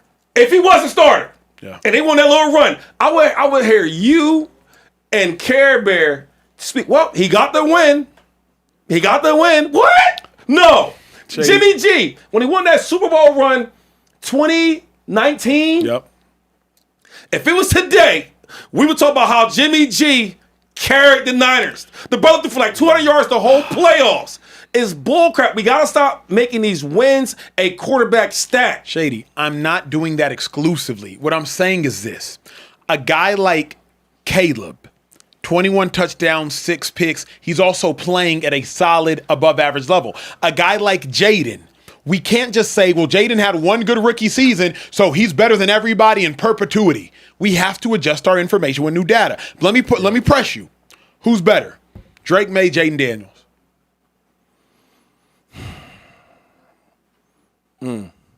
Who's better? Yes, sir. Oh, man. I'll probably go Jayden. Who would you rather have? Drake May, Jayden Daniels. Jayden. But it's close, though. I think Jayden can do more, right? I don't look at the injuries, though, because like, he got hurt in his second year. It happens, right? Who knows what happens in the next 5-6 years? But if we just take the injury part out. You can't do that. Don't do that, Shady. But I'm saying, okay. Can I say at their best? Is that cool to say at their best? Sure. At their best, yeah. At their best, I'm going to take Jayden because he can do more. He's going to throw for 300-some yards. He's going to run for like 60 yards. Mm-hmm. He's going to put so much pressure on the defensive coordinator. But then again, if you told me that Drake May's better, I don't mind that because he's a bad mother too. Yeah. They close to me. But Caleb's not in the conversation to you. Not yet. You think Caleb Williams is in the same you think he's in the same category as I can't Drake? put no. I'm just confirming with you. Okay, so you saying what I'm saying. Yep. Now, if you talk about talent-wise, I think Caleb is probably 2. I think Jayden probably be the most talented because he can run the way he runs. Mm-hmm. But then again, Caleb can run the way he runs. Correct. So I think Caleb is probably the most talented guy. And then in 6 years, we might say, yo, damn, Caleb is the best quarterback because he has that type of talent. Mm-hmm. I'm just saying, when I watch him now, when I'm saying when I watch the teams, I'm saying what he's doing for his team. I'm watching who's carrying the load, who's, in Charles Barkley's words, who's driving the bus or who's on the bus. Yeah. I look at all that type of things. I see all that. But if you drive the bus, don't wreck it. And Jayden wrecked the bus and wrecked himself this year because the Commanders are already eliminated. Look. So, like, if you going to be a bus driver, just make sure you can sustain it. Because Cam Newton was a bus driver. And he drove the hell out of that bus for 2 great years and 1 phenomenal year. And then he wrecked it, and he wrecked himself because his body as well. I don't know about that part. I'll say this, though. I'm gonna hold a player accountable for what they did on the field bad more than I did injuries. Yeah, I just the same way, I'm not going to praise JD5 as the best quarterback in the entire league, even after carrying probably the worst team to be in the conference championships last year. For sure. And that was amazing. I'm not going to crown him the best in the league, though, for doing that in 1 year, and then the next year say that he's not it whatsoever because he had injuries. If he went out this year and he played those games and he looked terrible, then I can hear your argument about him crashing the bus. Him having the injuries is the reason why we're having this conversation right now. And again, y'all are speaking to someone. My boy. They got hurt 7 times in 8 years. Yeah. 4 years college, 4 years pro. So y'all are speaking to the foremost expert in being hurt. The glass cannon. No doubt about it. Yeah. Being available matters. Yeah. So I can't say, well, Acho, you just got hurt because it was coincidence. No. I think kinetically, I was predisposed to injuries. Bad knees, knock knees, pigeon-toed, all the things. Get all your jokes off. It's all good. So kinetically, I was predisposed to injuries. That matters. So I can't sit here and let Shady, who never got hurt, or let you, Care Bear, I don't know your familiarity with the matter or not, I can't let y'all act like injuries do not matter. That is a part of the game. If you are a bus driver, you have to be able to emotionally handle it, spiritually handle it, physically handle it. It's not just about how talented you are at your peak. What I hate in this day and age is we see a Sloane Stephens beat a Serena Williams and say, she's the next Serena. No, she not. Can she handle it? We see a Sha'Carri Richardson run a 10.75. She's the next FloJo. No, she not. Can she handle it? We see a Naomi Osaka beat a Serena. She's the next. No, she not. Can she handle it? There is more to being great than Jayden Daniels having one really good season where you showed us you could have one really good season. Can you handle it physically, emotionally, spiritually? Thus far, he couldn't handle it physically. One season. Couldn't handle it physically. Neither could Carson Wentz. Couldn't handle it physically. Carson Wentz's ceiling was way higher than Dak's. Way higher than Dak's. Not even close. But after 10 years, we noticed, oh, you know what? Dak's.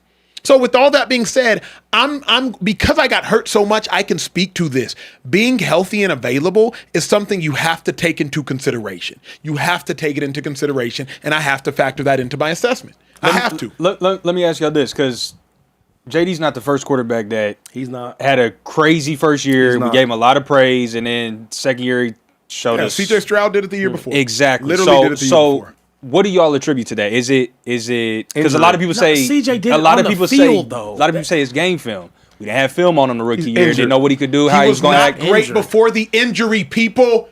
He wasn't. Yeah. The 2-5 wasn't just all bad elbow. He only played one more game when he came back with the bad elbow. He wasn't great before the injury. But that's what happens when people get hurt. You just throw the whole season away. Injury.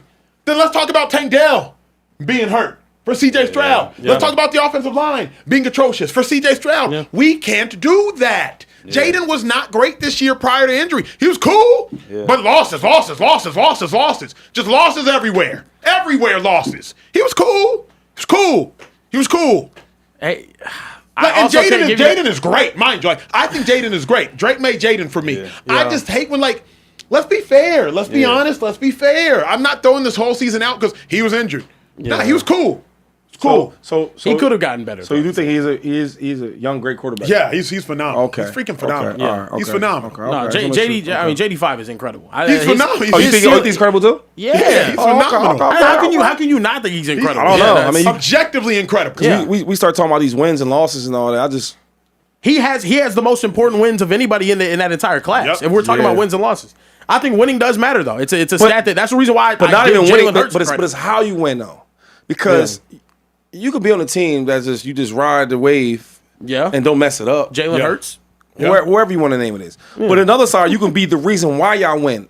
And when I look at Jayden, when he was healthy for a whole year and played, not only was he rookie of the year, but they went to the NFC Championship game. You know how hard it is was to do? because of him. Facts. Yeah. Right. So he was driving the bus. Beep beep. Where we at, Kevin? Well, I do have some super chats to get to. We got some heavy hitter super chats in the building. We got Trail Jones in the building. Trail, I ain't booked my appointment yet, but I'm finna come get chopped up on Wednesday, Trail. I'm gonna book it after the show. Hey, shout out to Trail Jones. He said Titans. All that matters. Send a $50 super chat. Just say that. Respectfully, brother. Rest now. Yeah, we have to watch. We'll see you in Valhalla. Yeah, we'll see you. We'll see you in Valhalla, brother. We also got one from our guy, Vic Damone Jr. Victor Jr. He got Shady's back, one of the few super chats that does tonight. He says Shady is not being too harsh on Caleb. He has a long way to go to be considered elite. He has not met expectations up until this point. Hot take, I don't see him winning the Super Bowl. Not a hot take. I think it's Here too. That's the thing. I think I'm fair on him though.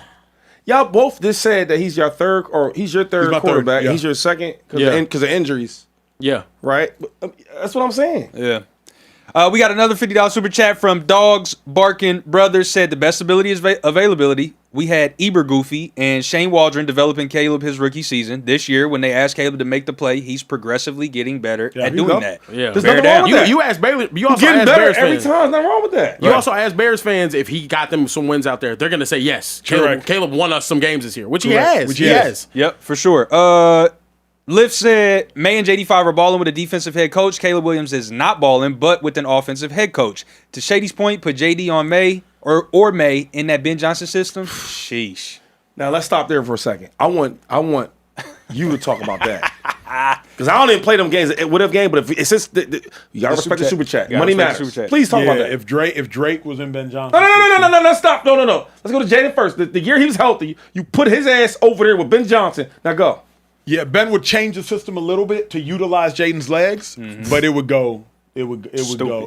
Because Ben could do so much. Right. We're gonna do reactions. He could do so much. We're gonna throw that. We're gonna throw and deep. I think Ben would probably trust Jayden more cerebrally. I think so too. Okay. Yeah, I think so. Okay, so that's check. No, you're not done. Now go to Drake Mack. Drake is for Ben Johnson's system. Yeah. It wouldn't even be. So how can you say that? And then when I speak on it, y'all think I'm tripping. You say the same thing. I don't think you're tripping. We just saying it different. I don't think I don't beat around the bush about it. I ain't trying to play both sides. I'm just saying what it is. Right now, today, them dudes are better. In 4 years, it could be different. Yeah. But today, I agree. It's also not like Caleb looked bad in that system though. They're 10-4. Yeah, it's like I hear you. Listen up, Bear. I'm not saying that he looks. I'm not saying this now. I'm not saying that. I'm just saying right now today. At they best. It's not a conversation. Thank you. Yeah, Drake Mack looks amazing. Like we watching football. But also, I don't know. It's tough. We wouldn't compare any other quarterback in any other class.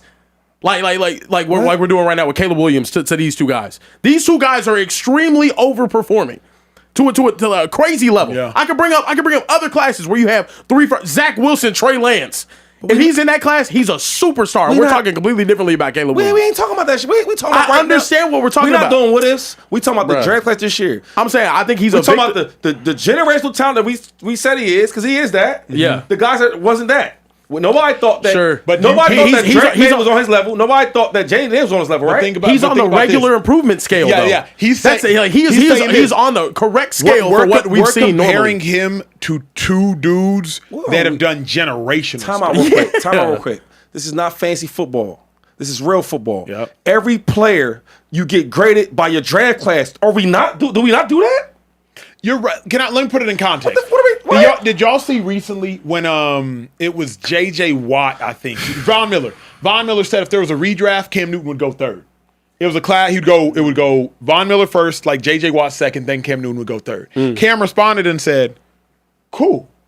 If y'all taking two Hall of Famers in front of me, cool. Yeah. Like, it's not to say Cam wasn't a great number one overall pick. Yeah. It was just to say he was in a generational class. Yeah. I think that's kind of what Care Bear is saying. Now, like thus far, wait. What year was that? 2011 draft. 2011. AJ Green, Julio Patrick Queen, Jones, Cam Jordan, Julio Jones, Sam Acho, amongst others. I think sometimes like the JJ Watt. the position matters, right? Because if the next quarterbacks they get in the draft class and they go 1, 2, 3, 4, you going to grade them. That's how it works. That's how it's not going to change. That's how it is. Wide receivers in this draft class. If you ask any top tier receivers or any position or cornerbacks, they talk about the guys that you took before them. Do they not? They do. Absolutely. I can name you all the dudes that went in front of me. That's how it works. I ain't gonna go to the Cam Newton thing because he's a quarterback. You know, quarterbacks look like they're more important. They're the most important position. But if you talking about this who's nice, I don't know if that draft class go like that. I'll say it like this. Patrick Queen wasn't made worse because Richard Sherman was elite. And Richard Sherman wasn't made worse. Patrick Peterson, wasn't made worse because Richard Sherman was elite. Same draft class. If you sit down there, right, and I know them both, and you talk to them dudes, I guarantee you that they look at competing against each other. Absolutely. All right. So when you grade these dudes, and you talk about, you grade them in the same light. Is this something new I'm doing, or everybody does this? No. We're just saying Caleb actually is on a standard great trajectory. It's just those other two are going crazy. You're supposed to make gradual improvements. You got a kid. You got a son.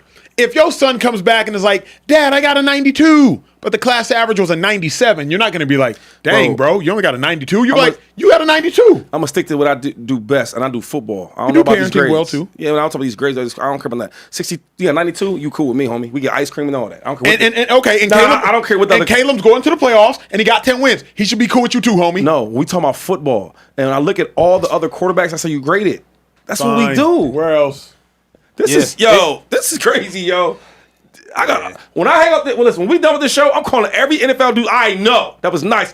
Yo, do you compare yourself or y'all compete with the dudes in your draft class? They all gonna say, we agree. It don't sound like it. It don't sound like it. So do you think Brock Purdy, this is a great question from the chat. Do you think Brock Purdy's the best quarterback from his draft class? Who's in his draft class? We don't even know. He's not really comparing. Mac Jones, Justin Fields, Trey Lance. Oh, yeah. Trevor Lawrence. Oh, yeah, he's the best of all them dudes, yeah. If you ever sit down, we don't sit there and compare those. If you sit down with Brock Purdy, right? Because the dudes is all weak, so we don't talk about it. But if you sit down here and you ask about the quarterbacks, I guarantee he brings up Trevor Lawrence. I guarantee it. Yeah. I guarantee it. Yeah. He at home at family Thanksgiving with his family and his dad and his cousins and all that and his homeboys. They gonna bring up Trey Lance. They gonna bring up Trevor Lawrence, and they gonna talk about it. If I call Frank Gore and I say, "Yo, talk about the running backs," he gonna talk about all them dudes before him. Darian Sproles is 5'5", 5'6". Don't get mad at me. If you sit down with him, you talk to him, he's gonna talk about all the running backs that went before him. That's what we do in football. Yeah. This shit is You're not like wrong. You're not wrong. making on it that. up. You're not wrong on that. Where we at? That's fair. We also got a $10 super chat from Philip Carroll that said, I thought Shady liked 17 games of Jalen Hurts over 7 games of Burrow. How about 7 games with Jayden Daniels? Say that again. So you said that you like 17 games of Jalen Hurts over 7 games of Joe Burrow. That was the conversation we had last week. I said that. Nah, he said yeah. It was a different conversation. I know what he's getting at. I don't know what he's getting Joe at. Burrow's But injuries. I like that he's watching this because I don't know what he's talking about. If correct me if I'm wrong, but the conversation last week was like Joe Burrow's not available for 17 games. Yeah. But Jalen Hurts is. Yeah. So would you rather have 17 games of Jalen Hurts, who's healthy, but kind of just coast? He's not going to wow you super crazy like Joe Burrow is. But for those 7 games of Joe Burrow, he's gonna. You know what it was? I think it was TJ Husman's. It was TJ in here. Yeah, I think about it. Yeah. But you know what the thing is? Joe Burrow is always hurt. Yeah. You know what I'm saying? Like, he gonna listen. Each year, I'm gonna get 5 games every year because he gonna give you that. Hurt. That's a different situation. Yeah. That's fair.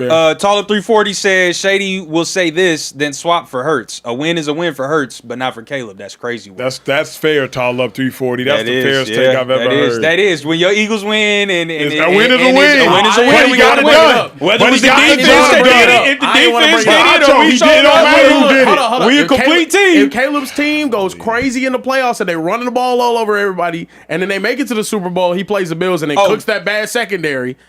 Will we have the same energy? Because we better have the same energy. We won't. We better have the same energy. If you doing that style of play and you going to the Super Bowl, what can I say to you? What can say something Bears say to you? What can Ancho say? Philadelphia Bears. You can't say nothing. You know why? Chicago Eagles. When you winning championships, what can I say to you? That's fair. Last one I got because it's some more Shady hate. They say it's amazing how Shady switches up. All this, it's football. Everyone gets injured. Excuses, BS. Keep that energy when you critiquing Burrow. Then. They on the Shady now. They are. We got an attentive chat. Yeah. We got an attentive chat. Yeah, they Move locked the in. McCoy. That's what they call That's what they calling him. He's instigating. Ancho's instigating. But like Joe Burrow is hurt every year though. Come on, dog. Every year he's getting hurt. That's fair. He missing all type of games. Where we at here, man? Good. All right, moving forward, we got to talk about Shedeur Sanders. He had his media availability the other week, and he was asked about living in fear or worry. I'll let you guys take a listen to what he has to say. You're not worried about losing your job or anything like that when he says something like that? You know what league we in? Tell him that again. Yeah, you can lose your job at any point in time. So you don't play with fear. When you live and play in fear, then you'll never be yourself. So I don't play or live in fear. Whatever situation I'm in. Whatever happens, it happens. But I live each moment and try to live each day to the fullest. So never live in worry or fear. Not living in worry or fear. Do you guys think that Shedeur can keep the Browns from drafting a quarterback next year? Ooh-wee.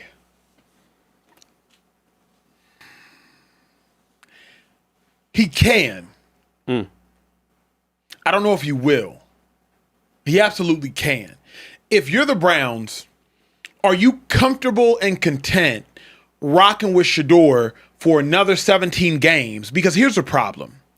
If Shedeur's not the guy, you just wasted maybe the greatest pass rusher in the history of the game's entire career. Myles Garrett has gone about 9 or so seasons and has 1 playoff win because y'all can't figure out the quarterback position. Imagine having arguably the greatest pass rusher, Reggie White, Bruce for the Bills, and you waste all of that because you can't figure out the quarterback position. So I don't know if Shedeur will keep them from drafting another quarterback. I think he should. I don't think any of the college quarterbacks are good enough to say, I want him over Shedeur. I also think Shedeur has shown us his ceiling is high enough. If I factor in his talent plus his it factor, I think Shedeur's ceiling is high enough to make me want to hold off on drafting a quarterback. Not to mention Deshaun Watson, $46 million in there. So Shedeur's not the guy.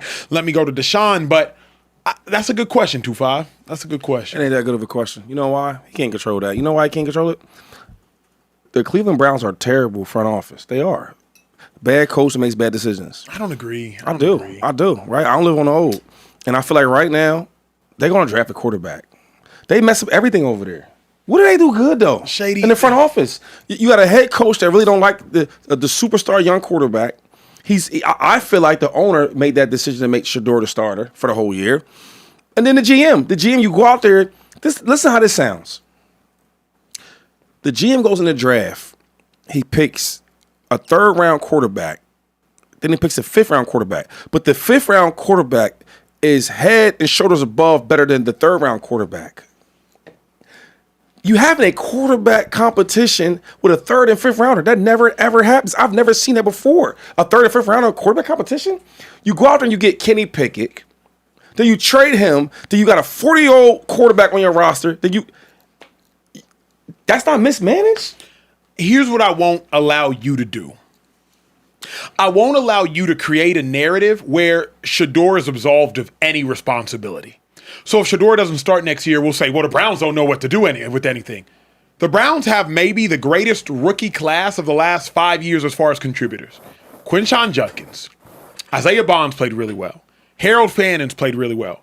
Carson Swessinger at linebackers played phenomenally well. And Shedeur Sanders is Shedeur Sanders. I'm not going to say that they've mismanaged things. Grant Delpit was drafted there. Denzel Ward was drafted there. Myles Garrett was drafted there. Like, these are players that were all drafted there. So I'm not going to sit here and act like the Browns are incompetent putting a roster together. The Browns can't figure out the quarterback situation.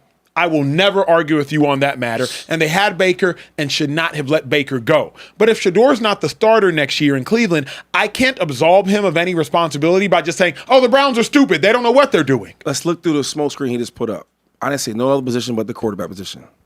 I just gave you all the quarterbacks that was in the room. I didn't say anything about no other draft pick, no other lineman, no other defensive player, no pass rushers. I talked only about the quarterbacks. So let's go back to that. Yep.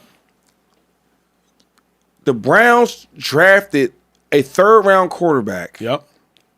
Then they drafted a 5th-round quarterback. Yep. The 5th-round quarterback is head and shoulders above the 3rd-round quarterback. Now we're having a quarterback competition with a 3rd and a 5th rounder. You go get you trade for Kenny Pickett. You say, damn, maybe these quarterbacks are better. I got a 3rd and 5th rounder. Okay, let's trade him. And then you make the first day starter a 40-year-old quarterback that's old. There's no plan for him. Okay. There's no plans for him. Okay. So when you ask me, Acho, they messed up that whole quarterback situation. So when you talk about the future, I can't see anything positive for the Browns in the quarterback room because you know why? They messed this situation Here's up where already. I disagree. Here's what I love about hindsight. I hope y'all watching in the chat. I hope y'all watching. What I love about hindsight is this. If we're being honest, the Browns played the quarterbacks probably as they should outside of maybe one. Joe Flacco this year has been the best of the 4 quarterbacks. Kenny Pickett, in the one game he started against the Eagles, has been the worst of the 4 quarterbacks. So they traded him.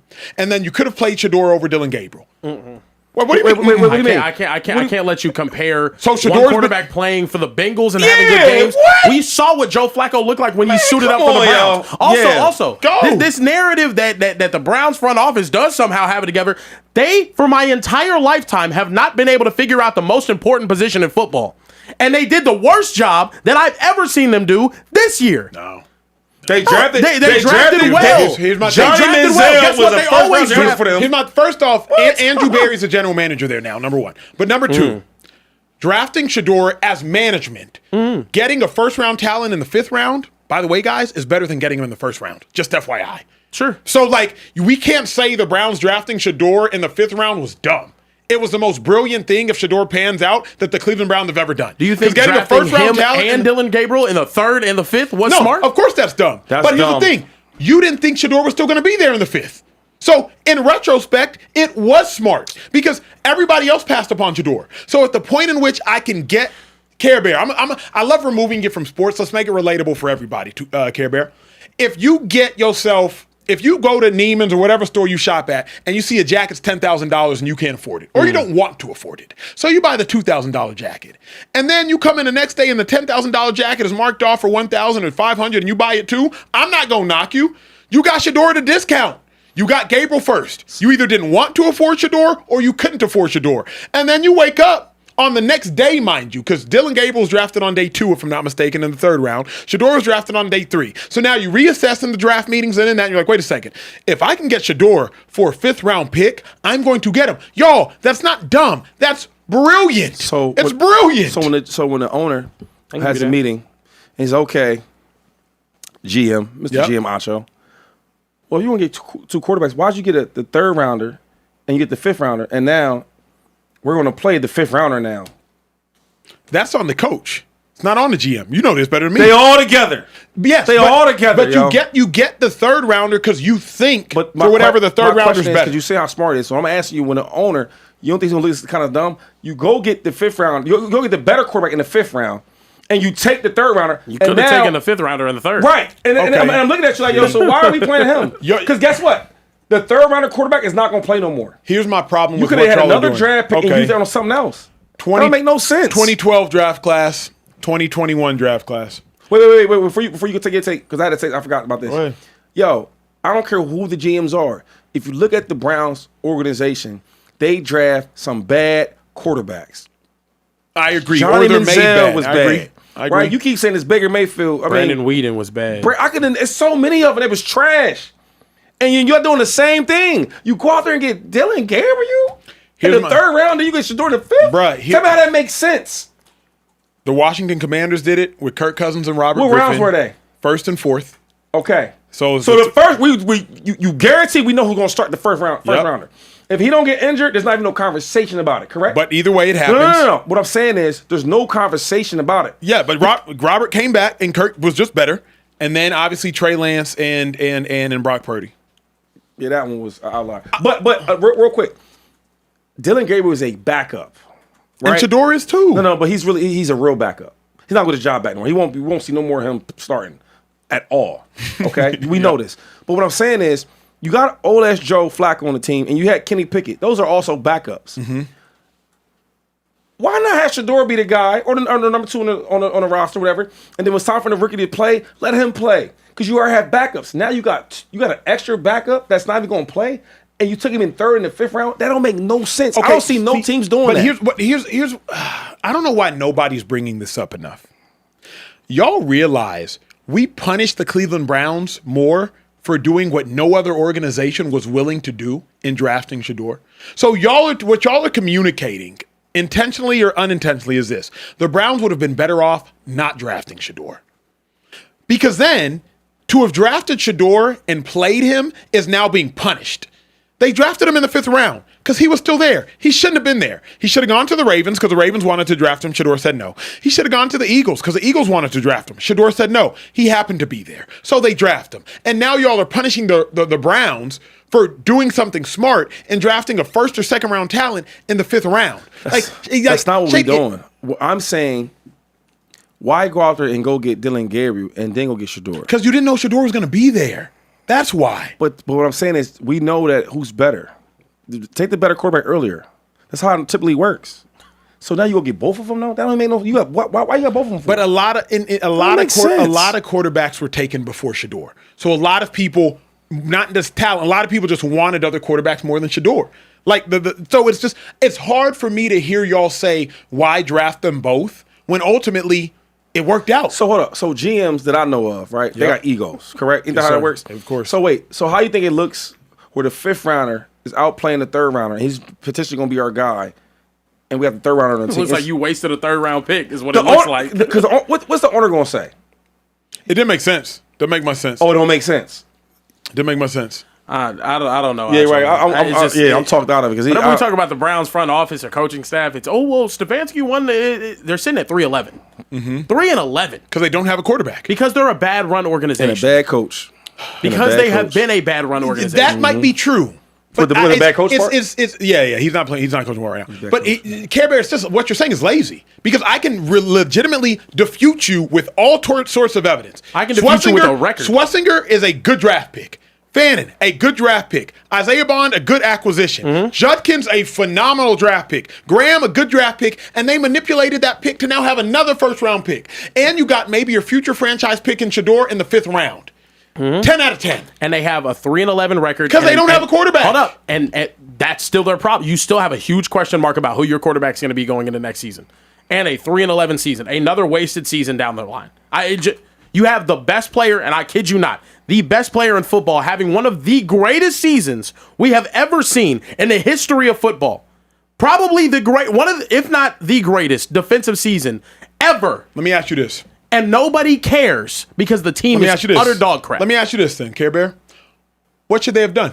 Should they have traded up and drafted Cam Ward? Because he wouldn't have saved it. No. Should they have drafted Shedeur at number 3 overall? Because they still have him, so he wouldn't have saved it. How long what should they have has done? Andrew Berry been there? I think 3 years. Is he completely incapable of turning that around? In 3 years. Deshaun Watson was a swing and a miss. Who should they have drafted at quarterback the year before? Get a better offensive line around the guys. The offensive line was phenomenal. Remember, 3 years ago, the offensive line back when the Nick Chubb days. Well, I don't have to fix. The Browns have been ass my whole life, Acho. I can't fix them. I'm not a damn GM. But it shows you how bad you are. The way they handle the quarterback situation lets me know that they're not good at that position.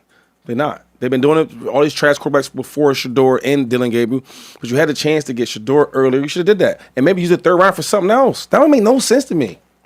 That don't make no sense Shady, to me. what you're saying doesn't make sense. How? Drafting Shedeur earlier doesn't make sense. You can get him for cheaper. What I'm saying, don't get two quarterbacks So like you that. just shouldn't don't draft don't get a 3rd rounder and a 5th round quarterback. And then the 5th rounder jumps over the 3rd. That don't make sense. I have my fix. Sorry, I forgot about this completely. Maybe have 1st round selections for the last 3 drafts before this year and not go get Mr. Freaky Man.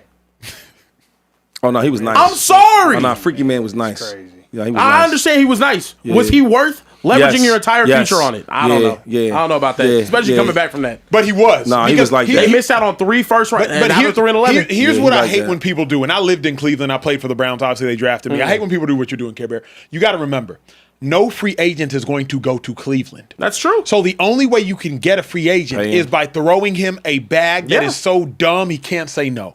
You had to go get Deshaun. Mm-hmm. Because what you can't do is say, man, the Browns can't get a good quarterback. And then when they go take a swing to get a good quarterback, why the hell they take a swing to get a good quarterback? It's just not fair. We Like, not sitting and do this. Freaky Man was super crazy nice. Freaky man. Or I mean, because he said that. Yeah, he said it's it. No, funny. I'm sorry. I'm listening to Care Bear. Yeah. Anyway, He was nice, Deshaun though. Watson was so good, bro. It didn't matter what you wanted to offer. He was that nice. So I don't mind the Browns making that move for him. When I say, yo, he deserves every All 200. of it. Get all the because he's that great. Sorry, not Freaky Man. Deshaun. Deshaun. I was listening to Care Bear. the Freaky Bear. Care Bear, where we at, G? Where Look, man, we at? gotta move on. We're gonna talk about some Joe Burrow, by the way. We're keeping it quarterback conversational here. This one's interesting, man. Bengals head coach Zach Taylor said that Joe Burrow will continue starting for the rest of the season despite being eliminated from playoff contention. They have not had any consideration into sitting him. We want to win, is what Zach Taylor said. Fellas, do you guys agree with the decision to keep playing Joe Burrow? Or is this a serious mistake here from the Bengals? Bench him. Put him on ice. What you playing Joe Burrow for? Season's over. He's already shown you that he's injury prone. So are you going to try to play him to try to like massage your ego, massage his ego, make him think he can stay healthy? Joe Burrow has to look in the mirror along with the Bengals and assess who they are. Joe Burrow, unfortunately, you're injury prone. Fortunately, you are one of the greatest quarterbacks of the generation. But if you're injury prone, don't do things to get you injured. Sit your butt down now that your games are meaningless, get a higher draft pick, and let that be that. But Joe Burrow, you don't have to prove anything to me, and proving this to you is a waste of time. It's not worth the risk. So the fact of the matter is, like, playing Joe Burrow right now is incredibly dumb. Look in the mirror, understand you're an injury-prone quarterback, and play when necessary, and that's it. Right now, it's not necessary, bro. Hey, man. This ain't no first year or second year quarterback. No, we play to win. We play. That's why we get paid. You get making all this money. The investment's already in. The investment on Joe Burrow is, I don't know, $55 million a year. Yep. He got to go out there and play, man. This ain't free money now. This ain't free money now. But Shady, that's dumb money, don't you think? Like, why in the world would you play a $55 million quarterback for no reason. Well, if you win, what do you win? They pay, we play. That's the deal we sign up for. People keep forgetting that this is a business. It's a business. They pay, we play. Now, the Jayden Daniels is a little different because it's in his second year. You know what? Before we make this big investment into this young quarterback, let's get him healthy. Let's get him right. Joe Burrow has been paid. So he's going to sit him down for the next 4 games and that's it? Just collect your check? No. And I think Joe Burrow wants to play. He does. He missed a long part of the season. He want to get out there and showcase I'm still that guy. Because even though we know he's that guy, it's still the guy to go out there and we need to see it. Yeah, I'm okay with this. Shady, he can't show he's that guy in 4 meaningless games. What, they got 3 more meaningless games left? Yeah. So what's if he throws for 20 touchdowns and no picks, and the Bengals rattle off, you know what they 3 do? wins and they finish? They call that going momentum into next season, where you might get hurt again. Well, that's the game we play. The game we play. But Shady, what you're saying, it's just not strategic. You know what I mean? Like, why if Joe Burrow's that valuable, why would you go out there and play him in meaningless football when you know he gets hurt that much? It just does like. All I'm saying is, if you're an owner, you speaking from a guy that's in the booth talking about football. Yes, sir. The owner might not feel the same way you feel like. I'm paying this guy all this money. I got fans out there. I got sponsorships. People want to see Joe Burrow. They run around with these 9 jerseys on. Go out there and play. I'm paying you a lot of money. A lot of money. I want to see you play. As a fan, Care Bear, would you want to see, big picture, would you want to see your injury-prone quarterback march out there for 3 more meaningless games, or would you be like, it's not worth the risk? Is it worth it to see him have some fun moments for 180 more minutes, but maybe get hurt and now miss off season, or where you at? I think from like an owner's perspective, like you're gonna want to sell those tickets, and you're not gonna want to have to sit that guy. Hell yeah. I think from a fan's perspective, you don't think the fans want to see Joe Burrow play on the field? I think the fans want to see Joe Burrow play, but I also think the fans, more than they want to see Joe Burrow play, they don't want to see him get hurt. Yeah. That to me is the thing. Him going out there and playing. Although I think it's his duty to go out there and play, bro. You getting paid millions and millions of dollars. You didn't make it. Tough, rough season. You sat out a lot of the year. But this season, I can't say I want to see him go out there and play, because the thing is, if he does get hurt, correct. Why did we do that? To me, Shady, life is all about mitigating risks. Like, we all gonna die one day. It don't mean I'm gonna go eat, a double quarter pounder from McDonald's every day and just like, I'm finna die anyway. I'm gonna try to mitigate the risks. Shady's right. You gonna get hurt playing a game of football, but like, we can mitigate the risks of unnecessary injury. Like, you pay, we play. I get that. But that's under the assumption, Shady, that you're not playing for no reason. I've learned this, Care Bear, in the last 5 years of being on TV, maybe 10. Fans aren't dumb. Fans actually, y'all pretty smart. So I think fans can hold it in their head like, yeah, I want to see Joe Burrow play, but I probably want a higher draft pick, and I probably want to make sure he doesn't get hurt. Well, the draft pick part don't matter because they're going to lose probably too. You telling me that diehard Bengal fans was going to tell you right, Acho. I don't want him to play this game. Did I tell you that, you think? I think you think fans will tell you that? Care Bear would probably say that because a sober-minded fan might say, like, Deron Bland when he was hurt at the end of last year. Yeah. Or Trayvon Diggs when he'd been hurt. Like, you know what? Them dudes ain't Joe Burrow. Yeah, make him CeeDee Lamb, because CeeDee Lamb's as exciting as Joe. Like, he's not. If he's had a crazy injury riddled season, I don't really want to see him. This is crazy, yo. Yeah. Okay, rest easy. My thing is, first of all, these players are playing playing for stuff. They playing for goals. They playing for Heisman or not Heisman. Playing for Hall of Fame. It's all out the window. That's now. one part. That's one. They playing for stats. Shady, these 3 games, Shady, his season's a waste, bro. Joe Burrow's season this year, you've seen it. His season's terrible this year. So as a player, if we shitty, we're not a good team. The mental part is like, okay, you know what? Yeah, sit me down. No, player. He should want to play. He should want to play. That's absolutely. one part. The owner though, the owner want to see his players play. Who don't want to see their main asset, their main investment play? I don't get that part. They paying a lot of money. He $55 million a year. Mm-hmm. I don't even know how much that is every game. They want to see that. But isn't this similar? Isn't this similar in, like, I know you want to see it, but can't you also balance how smart it is? Basketball. There's a reason them cats load manage. There's a reason that, like, if the Lakers are eliminated, LeBron probably not trotting out there, bro. We just watched Patrick Mahomes tear his ACL, bro. I do not want to see my quarterback go out there and play. In meaningless football games. Man, if the Cowboys get that E-Bar now, I don't want to see that go out there. Well, I'll just say this. Throw out Joe Milton. This ain't the game for these. This ain't the game for these players. Then, if you scared about going there and getting hurt, then you don't need to be playing. Play something else. Play golf. What's the injury rate on that? You do backs, I think. Yeah. Is pool? Is that a sport? Billiards. Yeah. Play sport. Play pool. Are we making it too much about the championships? Is that why? Man, it's football. You gonna get hurt. You gonna make a lot of money and you gonna get hurt. Do you want to sign a deal or not? All that shit y'all talking about. It's like I'm scared to even talk now. Like I don't want to get hurt talking too much. We gotta go to the playoffs, so let me just not say too much. What are you talking about? Yeah, because I do think it does set a dangerous precedent. If you have that E by your name, there's no more playing for your starting quarterback. If you think he's a franchise guy. Joe's in a unique situation.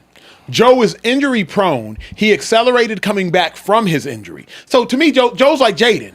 Jayden, they sitting him too, but Jayden's hurt. Jayden played back. Big difference. What's the difference? 3 years? One guy has a huge investment in him. The other guy said, you know what? He might be our next big investment. Let's take our time with him. Joe's already invested in. He's already making all this money. We got to get our money worth. Yeah. You need to get your ass out there Jayden's like, he's not even there yet. He's in his second year. Yeah. Damn. Yeah. Scrape him off the sideline and put him out there on the field, brother. You know, Mr. McCoy, you don't want to work. Shit. Lawsuit. I hear you, Shady. I'm on Shady's side now. All right. Get out there and play. We're paying you too like much money to throw a damn pigskin. 1 for 6. Come on now. My time jumping my side, jumping bear. Look, jumping bear is crazy. Oh, we got any super chats, Trey? Let me double check. I've been. There's just one that I wanted you to say because it kind of goes to Shady. That's pretty much it. Okay. Which one? The USC. The USC. The USC guy. Yeah, I figured that was the one. USC. So Gannon 27. He's been real active in the super chats the last 24 hours. Says Shady. Nobody's asking you to say Caleb is amazing right now, but 1 week ago you said a 5th-round rookie quarterback after 4 starts is better than him. 3 starts. That's a problem. What I said was when I watched Shedeur Sanders in his second start, looked the way he looked, I'm like, whoa, no first-round reps, no first-team reps, none of that. Jump off the porch, right, not really knowing what's going on, and you ball like that. I said, bro, if he go out here and beat on Caleb, I'm like, he might be better than him. That was all. That's it. That was it. You didn't say Mike. You didn't say Mike. Or say he would be if he does it? Yeah, he said The question was if he beats Caleb. I said he'd be better than him. Yeah, I mean, right. Yeah. Okay. Yeah. And then you did say, I think he's better than him now. We just saw that on the video we watched. Yeah, we did. We did see that. Cut to shut up, bitch. I'm just saying when I watched Shedeur in the first couple of starts, I'm like, yo, yeah, I didn't see that from Caleb in the first couple of starts. Did y'all? And we knew he was gonna be the starter. We knew he was gonna be the starter when he was in USC. Yeah, they cleared everybody out, the quarterbacks. Hey, Justin Fields, get your bags and pack him. You and your family go.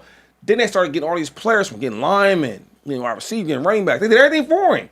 And he looked okay, but he didn't look like Shedeur in his first couple starts. He didn't look as good. He didn't look as bad. I think Shedeur is going to be a high-risk, high-reward player. Does Caleb have a 3-interception game this year? The Browns do that to you, though. The Browns but also Caleb's favorite player is Aaron Rodgers. Aaron Rodgers has the best touchdown-interception ratio in the history of football. He protects the ball. Caleb protects the ball at all costs. Yeah. But that also means he's not taking chances. Shedeur going to take chances. Why he not taking chances, though? I want to ask you that question. He patterned his game after A-Rod. That's not why. That's literally it. He said it. That end zone. Caleb will tell you that himself. That pass to DJ Moore look like a real chance, though. He'll take risks. Yeah, I don't care about none of that. I watched Caleb. Did he take any risks in college? He did. Okay. Let's stop there. In the NFL, the reason why is because the way his offense is. Ben Johnson ain't let him take all them crazy risks. Last year he didn't throw picks. Remember, he had 11 touchdowns, 1 interception, and they sucked. He didn't throw the ball. But I'm saying they ain't let him do all that type of things. I'm saying that's partially true. But the other part is he don't throw 50-50 balls, bro. He just Caleb, bro. He didn't. Yeah. He dinks and dunks, or he scrambles. Fun stat about Caleb though, he reached 1,000 career passing attempts and only has thrown 12 interceptions. It's the best start of anybody in their NFL career through 1,000 pass attempts. Yeah, he ain't gonna throw picks. Crazy. He ain't gonna throw a lot of touchdowns either, though. Yeah, no, okay, all right. But I mean, we'll see. He's gonna get over 25, better than Jalen Hurts, right? Is Jalen real quick? Anyway, keeping it moving past Jalen Hurts. That was petty. Before Shady was gonna say whatever he was gonna say. We got to talk about Dan Orlovsky today, saying that he believed Josh Allen and Matthew Stafford were neck and neck for the NFL MVP. I'll let you guys take a listen. It's the worst. Yes, it's the worst team as far as like 1 through 53 he's had. Yeah. I would put him and Matthew Stafford right now neck and neck for the MVP. Yeah. Okay. Fellas, how do we feel about this take that Josh Allen should be neck and neck with Matthew Stafford for the most valuable player? Can I ask you a question real quick, Please do, Ancho? sir. When you have other MVP voters like this voicing their opinion, how much does it influence, not necessarily you, but like, is there a think tank MVP voting pool that kind of goes on from MVP? Like, do y'all text each other? Is there a group chat? Do y'all communicate over the phone? That's funny. Give us the inside scoop. I think some people like Mina Kimes is an MVP voter, Dan Orlovsky MVP voter. Nina's an MVP voter? Yeah, they're obviously on the same show. They're friends, all the things. Yeah. But there are some MVP voters that I know for a fact don't watch film. I know for a fact they don't. So I'm just not entirely sure, like, what criteria are y'all voting based on? Is it exclusively numbers? Like, Dan's vote, I fully respect. Yep. Me and Dan will be texting. He'll call me out. I'll call him out. I fully respect. With that being said, I don't agree with Dan's take on Josh Allen. Eventually, we have to draw a line. Like, number one, Josh Allen has had several dud games. Now, he puts the team on his back, but, like, I watched Josh Allen versus the Houston Texans. He's had several dud games. Josh Allen different this year than last year. Last year, he ran away with the division. Last year, he dominated the entirety of the AFC. This year, Josh Allen hasn't been better than Drake May in his own division for the majority of the season. And Josh Allen is an absolute dog. I think most talented quarterback in football. But this year, Matthew Stafford is the MVP. 37 touchdowns passing alone with 3 games left, 5 interceptions, 11-3 record. Yeah. Like, Matthew Stafford is the MVP right now. Yeah. If Josh Allen were to finish on a tear, that's one thing. But, like, what we can't continue to do, unless Josh Allen and his team are exceptional, can we continue to say, well, his team is really bad, so long as Josh Allen makes the playoffs, he should be the MVP. Bro, Josh Allen might be like a 5 or 6 seed. Might mess around and be a 7 seed, depending on how these last 3 games go. So, meanwhile, Matthew Stafford is like potentially going to be a 1 seed in the entirety of the NFC. Matthew Stafford is the MVP. Respect Dan Orlovsky. Completely disagree with Dan Orlovsky on this one. So Josh can go get him, though. No, he can't. How do you become an MVP voter? AP reaches out to you. Associated Press. That's how that works? Damn. Question. Is there any ballers on the MVP voting? Is there any, like... Yeah. Give me one of them. Is Kurt Warner? I can check and get back to you. Damn, that's crazy. Damn. Let me know, dog. Let me know. I disagree with Dan. Yeah, I'm going with Matthew Stafford. Yeah, the way he's playing the game, the way his team looks, the way he got his offense rolling, right? They look like super elite.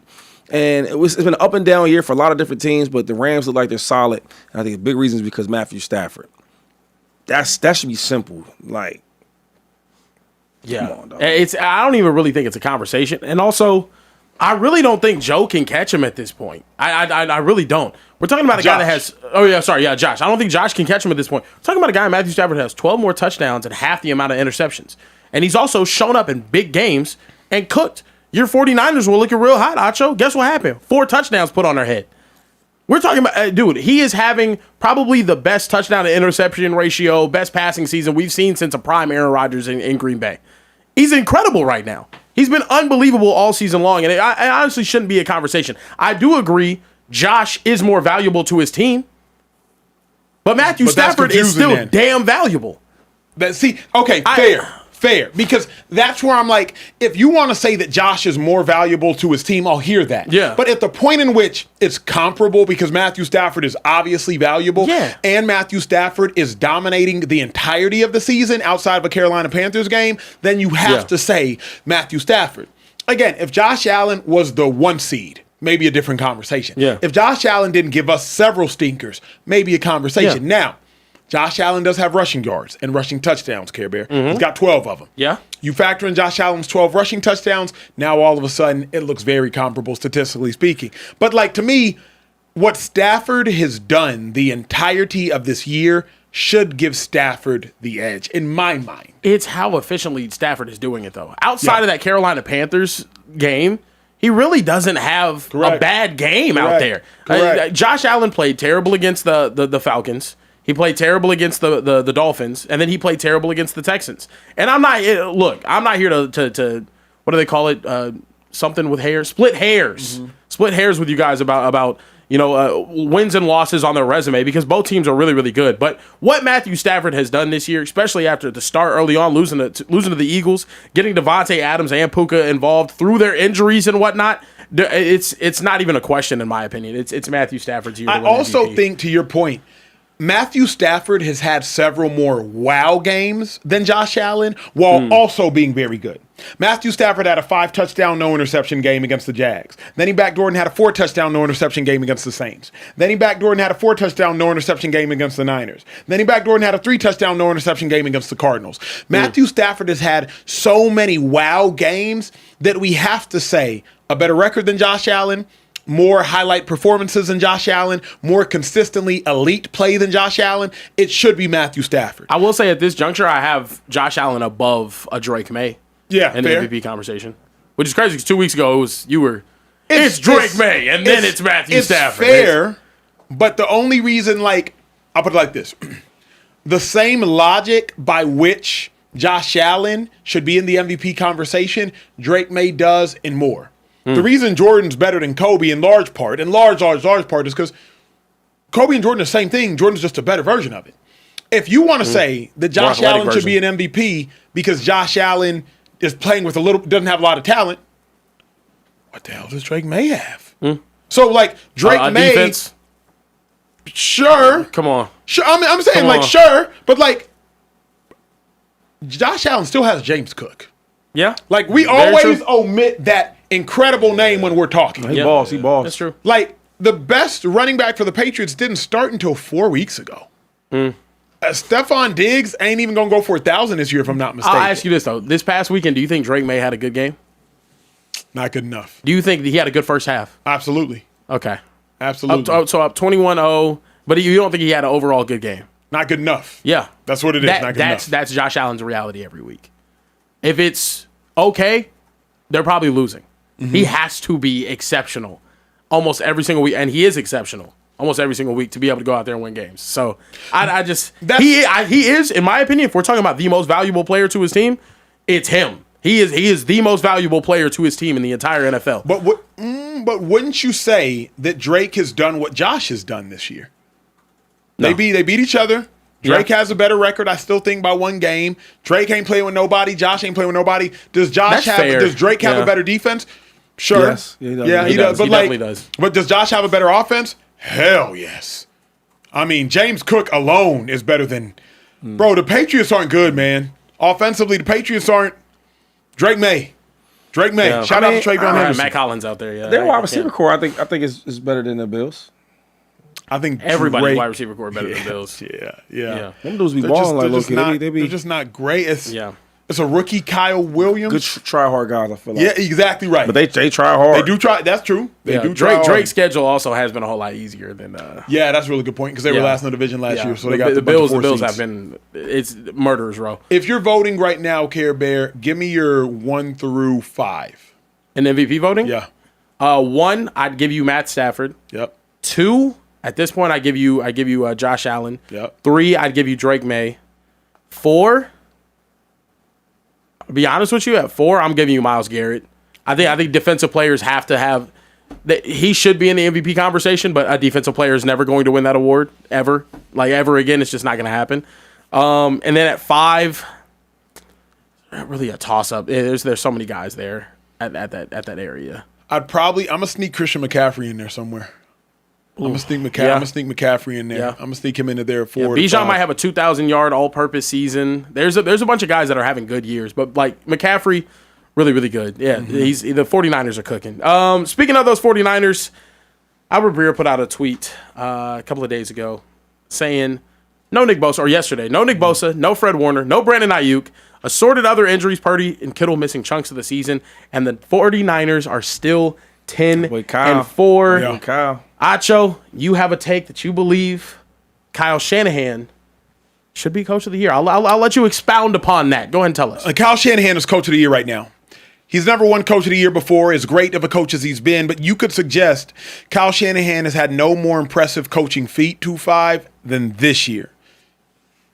No Brock Purdy for half the season. No Ayuk all season. No Kittle for some games. No Fred Warner for several games. No Nick Bosa the majority of the season. Even Ricky Pearsall haven't had him for several games. And you're sitting at 10-4. And 10-4 when the Seahawks and the Rams are as good as they've collectively been in the last 15 years. I say collectively when those two teams are great at the same time. Like what Kyle Shanahan is doing this year to me is more impressive than what Kyle Shanahan has done in any of the previous years. We'll see how it goes in the playoffs, but it's a regular season award. Not to mention, I also think it's just as impressive as what Mike Vrabel's done. I think it's just as impressive as what McDonald's done in Seattle. I think it's just as impressive as what DeMeco's done with the turnaround. I think it's just as impressive as what Sean Payton's done. I think what Kyle Shanahan has done with who he's done it with and the division he's done it is just as impressive as what all those individuals have done. Ben Johnson and Mike Vrabel would be my next in line, probably, or Sean Payton. Sean Payton. Yeah, Shady, what are your thoughts on that? I like either Sean Payton or Mike first. And then but Kyle's doing a great job. Like that team is not that good. Not a lot of talent over there. A lot of guys are injured, and he's still that's what makes him that good of a coach. Right. But what Sean Payton got going on, man, we got to talk about that. They rolling. Absolutely. What are they, the number 2 team in the AFC? Yep. Yeah. Maybe number 1, excuse me, because they lost the Patriots. I didn't expect this, right? And they look dominant. They're the number 1 seed in the AFC. And he's doing it with an okay quarterback. So I like that for Coach of the Year. And then also Mike Vrabel, like the stuff he's doing with a second-year quarterback. You doing all that? But you know I don't know, man. Though? I don't know. What's crazy though, like all things considered, second-year quarterback, number 3 overall pick. Second-year quarterback, number 10 overall pick. Yeah. And you still doing it with the old Mr. Reliable, Irrelevant. Now, he's been in the league. He's been in the league. But we can all agree, Drake May is way more talented than Brock Purdy. Way more talented. Bo Nix is more talented than Brock earlier Purdy. you was talking about resume. You was talking about the experience. And even though them guys may be more talented, Brock Purdy has done it. Brock Purdy, and you have Mac Jones. Okay, and then you have a first-round quarterback. Mac Jones is a first-round quarterback. If you under a guy like Kyle Shanahan, he's a really, really good coach. He did it with Jimmy G, and we know how bad Jimmy G is. Yeah. You get a first-round quarterback, and that's what you do. I respect Kyle Shanahan, but Brock Purdy is a guy that done it before, and you got a first-round backup. So I do respect that, though. And I don't think they wouldn't be as good without Kyle Shanahan. I respect him. But I got to go with them young boys. Them coaches got them young boys playing like that. I guess what's most impressive to me is And real quick, and they've been bad franchise, not bad franchise, but bad teams lately. Yeah. They have. Where Kyle, like at least you could preach that whole winning culture. We've been here before. And then I feel like sometimes when you know how to win, right, it comes a little easier than when you're a team that doesn't know how to win, and I got to try to find out how to win. That does matter. I guess what's so impressive to me though still is Kyle did it with a backup Q for about 6 games there in Mac Jones. First he round did it with backup. like no wide receivers. None. You know what I mean? Yeah. Like Juwan Jennings, a wide receiver 3, has been wide receiver 1 for like 80% of the games, which is just mind-blowing. Kittle missed several games. And then once you remove Bosa and you remove Warner, the best defensive player is probably Diamador Lenore. I like his game a lot. Like, it's probably your best defensive player. Yeah. So, like, what Kyle Shanahan is doing this year. But what about this part, though? You still got one of the best players in football in Christian McCaffrey. And if you look at the games, they not throwing to none of the receivers. Yeah, they're going to him. Yeah, exactly. Everything's going to him, running and throwing. So when I Isn't hear that you, a Kyle thing? That's what I love. what I'm saying is to have that part voided out. We don't have the wide receivers. We ain't even throwing to them. We going to the running back. We gonna run to him. We gonna throw to him. So yeah, I give most of the credit to Kyle because Kyle's top 5 to me. Yeah. Maybe top 6, depending on how you look at it. But when you got a top 3 running back like that, you gonna feed him. That's what they doing. But I guess what's so impressive to me is Kyle said, okay, all I got is McCaffrey. We gonna make this work. Yep. Because the Falcons have Bijan Robinson. They just wasting time. Yeah. The Giants have Saquon Barkley. They just wasting time. true. That's Kyle's like, okay, all I got is McCaffrey. McCaffrey, you gonna get 800 receiving, and you finna get 800 rushing. But on defense, right? They don't have a lot of names, but they do got a name as a coach. Salah?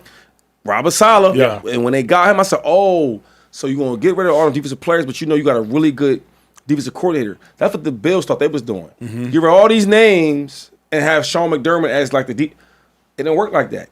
But Kyle trusted Salah. And it's working, and it's paying off. It's paying off for real. To me, that matters too in his Coach of the Year resume this, because I killed Kyle for the last 2-3 years for getting the defensive coordinator hires wrong.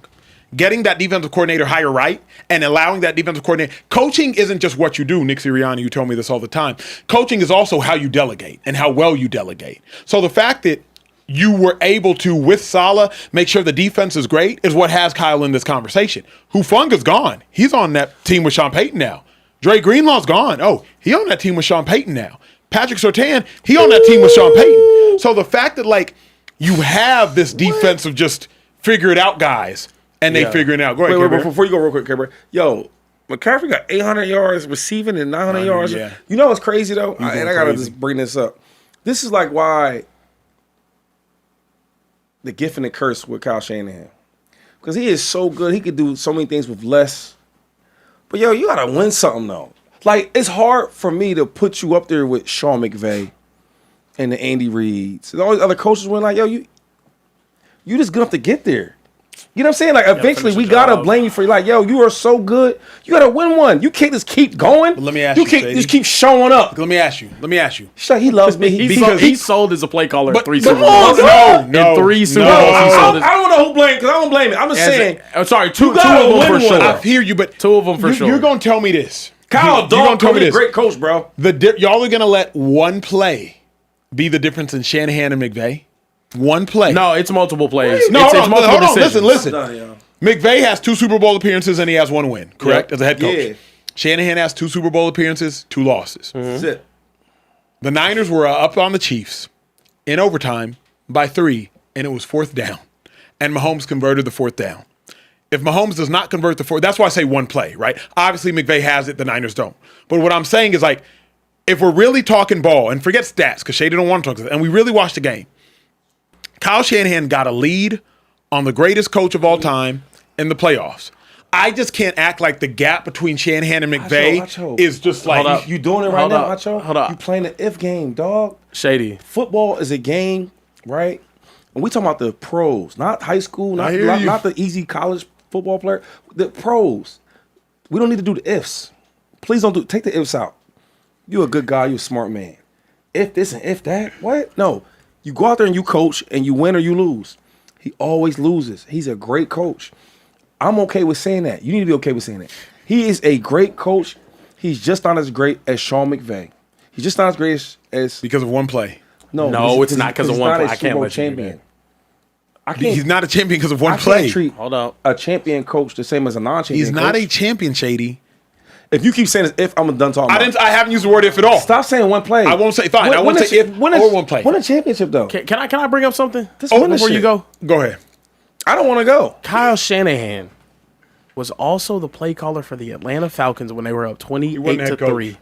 I don't care. I want you to listen to me. I'm listening. Because it's you're doing this one play thing whenever he has a track record of selling in the biggest moment.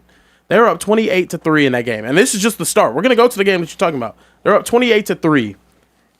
Julio Jones makes one of the most incredible catches I've ever seen. Did you see that? Inside the Patriots' 30-yard line. Mm-hmm. If they run the ball late in the fourth quarter with the lead, by the way, Yeah. instead of having Matt Ryan drop back for a pass, get a holding call, then drop back again, end up getting sacked, and now you're out of field goal range entirely and have to punt it back, they end up scoring a touchdown and going for 2, taking it to overtime, getting the coin toss, and then winning it all. If they just run the ball there, they win that Super Bowl. And that's just as a play caller. Let's go to him as a head coach. Raheem Mostert in that game against the Kansas City Chiefs at the end of the third quarter, you know what he was averaging on the ground? Probably 7 a carry. 10 yards a carry. Mm-hmm. Who didn't touch the ball in the fourth quarter of that game? Raheem Mostert. A game in which you were up double digits. We could talk about the one play all you want. Kyle Shanahan calls the offense. Sure. He calls the plays. You have to be able to finish those games. So let me, can I? Ooh, timeout? Yeah. Half or a full? This feels like a full. I don't think you have to Give me a So full. you need the full? Give me a full. All right. All for a full. So it sounds to me like the coach of the Falcons, the head coach, he's a defensive coach, Dan Quinn. I think. What I heard was he was up 28-3 at halftime. Absolutely. and a defensive coach allowed A complete 28 collapse. points in 30 minutes. That's what I heard. Because in halftime, when I go in the locker rooms as defense, we say, if we don't let them score another point, we win. Only way we lose is if we let them score 26 points. And we let them score 28. What I heard was in the first Super Bowl, Kyle Shanahan had you said 10-point lead Yes. in the fourth quarter? Yes. With the ball. So what I heard is, if you don't let them score 11 points, you win. But in the third Super Bowl, Kyle Shanahan had a lead in overtime, and it was fourth down. So what I heard is, if you just stop them one time on fourth down, you win. Sounds kind of like to me an offensive coach's job is to score points. Hold up. He scored points, and the defensive coaches are selling. Nacho, hold on, one second. Fuzzy Wuzzy Bear. Why did you even let him get that out? No, hold up. Let me cook. Let me cook here. Listen, y'all both chefs in the kitchen cooking right now. No, they not. Hold up, Shady. What ifs and all that. Hold up, Shady. I played a grand total of 0 snaps of any important football. Not That's true. college. That's true, Bear. Not the National Football League. Not none of that. True, Bear. That's But some I true understand shit, Bear. one thing about football, and I understand one thing about comebacks in football. Okay. Comebacks take one team playing. This is this thing called complementary football. From the team that is coming back, and it takes non-complementary football from the team that blows that lead. You score once. You, with a 28-3 lead, have one, maybe 2 drives of 4 to 5 minutes or more. It becomes mathematically impossible for a team to come back and win. You go score a single point late in that game, Mr. Offensive Play Caller. You give your defense a break. What happens, Emmanuel Acho, when you're consistently on the field? Because I know you play with some shit offenses at the University of Texas. What happens? You get gassed. You get start to gassed, break. and then what happens? You start to break. You get your face run through. Sorry. You got to play complimentary football out there, and that's what it is. I haven't played any, but I watched a lot It's Fuzzy of Wuzzy Emmanuel Bear. Acho getting his face run through. I like Okay? Fuzzy Wuzzy I Bear. I remember. like that one. You like that one, though? Come on now, that was a good one. That was a Fuzzy good one. Wuzzy Bear. Fuzzy Yo, Wuzzy Bear. wait, were they cooking? I That thought was they some bullshit. It's like, I'm serious. Like, yo, I don't care about none of that. Okay. Dog, if you a great coach, just win. You know why? Because all the other great coaches, they win. That's fair. I mean, I'll never Can't argue with that. Yeah, Because I said the can't same argue thing with about that. quarterbacks. And I'll then never last, dispute that. and why we bringing up Texas though? Because they don't win championships. Oh wow. Yeah, they don't. Y'all don't. Yikes. Overrated. Yeah, let's talk about that. The Pittsburgh Panthers just lost another game, ladies and gentlemen. Yeah, we got better players. Yikes. Let's talk about that. in the NFL. Oh, okay. They couldn't win nothing in college. Ethan, Everybody's do getting what you college. supposed to Everybody's do. getting college. They couldn't win nothing in college. Yeah. Oh, all right. That rookie contract You would have been more see had you I won set more that games in up? college. Just being honest. Yo, come on, man. You didn't go to Texas. Don't act like you. I didn't go anywhere. He acts like he I go didn't to go Texas. anywhere. You gotta stop that. I rep it. I'm gonna Since I was start a kid, man. repping. Who Since I was a good? kid. I'm gonna But start repping Georgia. the thing about Care Bears, though, he's repping Texas now. Who knows who he's going to rep tomorrow? He came in with a Rams jersey yesterday. What? I'm just... I'll switch Switch up it, on one team and switch one it, team man. only. I and keep it's it the even, Dallas Cowboys. I keep it even. I didn't quit on my Mavericks when we lost Luka, and you think I would switch up on Texas? Listen. The Cowboys are owned by Jerry Jones. I don't like that man. But why That's you the don't reason like- why I switch up on them. Why you don't like okay. TCU or SMU? They suck. Oh, so you like so the good teams you Nah, but SMU not that bad. Nah, I went to SMU games growing up. TCU was cool, but like TCU ended up being our op, so ended up having to root for him. It's all good. It's Switchy Texas over Bears to switch everybody. up with all the teams. Look. I'll stop. Ladies and gentlemen, we got to get up out of here. We're going to be back here in the Speakeasy tomorrow night, 11:15 p.m. Eastern, 10:15 Changing p.m. Bear. Central. I almost said the time. Oh my goodness gracious. 8:15 p.m. Pacific. We do not respect Mountain Time in the We don't. Speakeasy. I almost said it. We don't. Oh my TJ goodness. Houston's out in the building tomorrow. TJ Who's your mama in the building here tomorrow night. I'm excited to see you guys there. Before you get out of here, make sure you hit that like button, hit that subscribe button, and when you hit that subscribe button, hit the bell button to be notified when we go live. And really do it this time. Don't actually just don't piss me off. Okay? Because that's the last thing you want right You now. don't want to piss off Bear. I think that's a lot of bear coming at you right now. in them eyes Relax. Good hair beer. You only got 2 good blood Red vessels eye left. beer. Relax. I got. I need to calm down. Flaming eye beer. Yeah, flaming Pissed eye. off eye beer. It's all good. Look, we will see you guys here tomorrow night for Care Bear Kieran. Tomorrow Shady bear. Shady Mortal McCoy, Kombat bear. Emmanuel You got them Ocho, evil eyes. Social Trey. Fuzzy Everyone in Wuzzy the back. bear. Make some noise in the back. Shout out to the gang in the Let's back. go. Everybody in We'll the see you back guys bear. tomorrow right here. Everybody in the back bear. Yeah, that's wild. Everybody's in the back bear.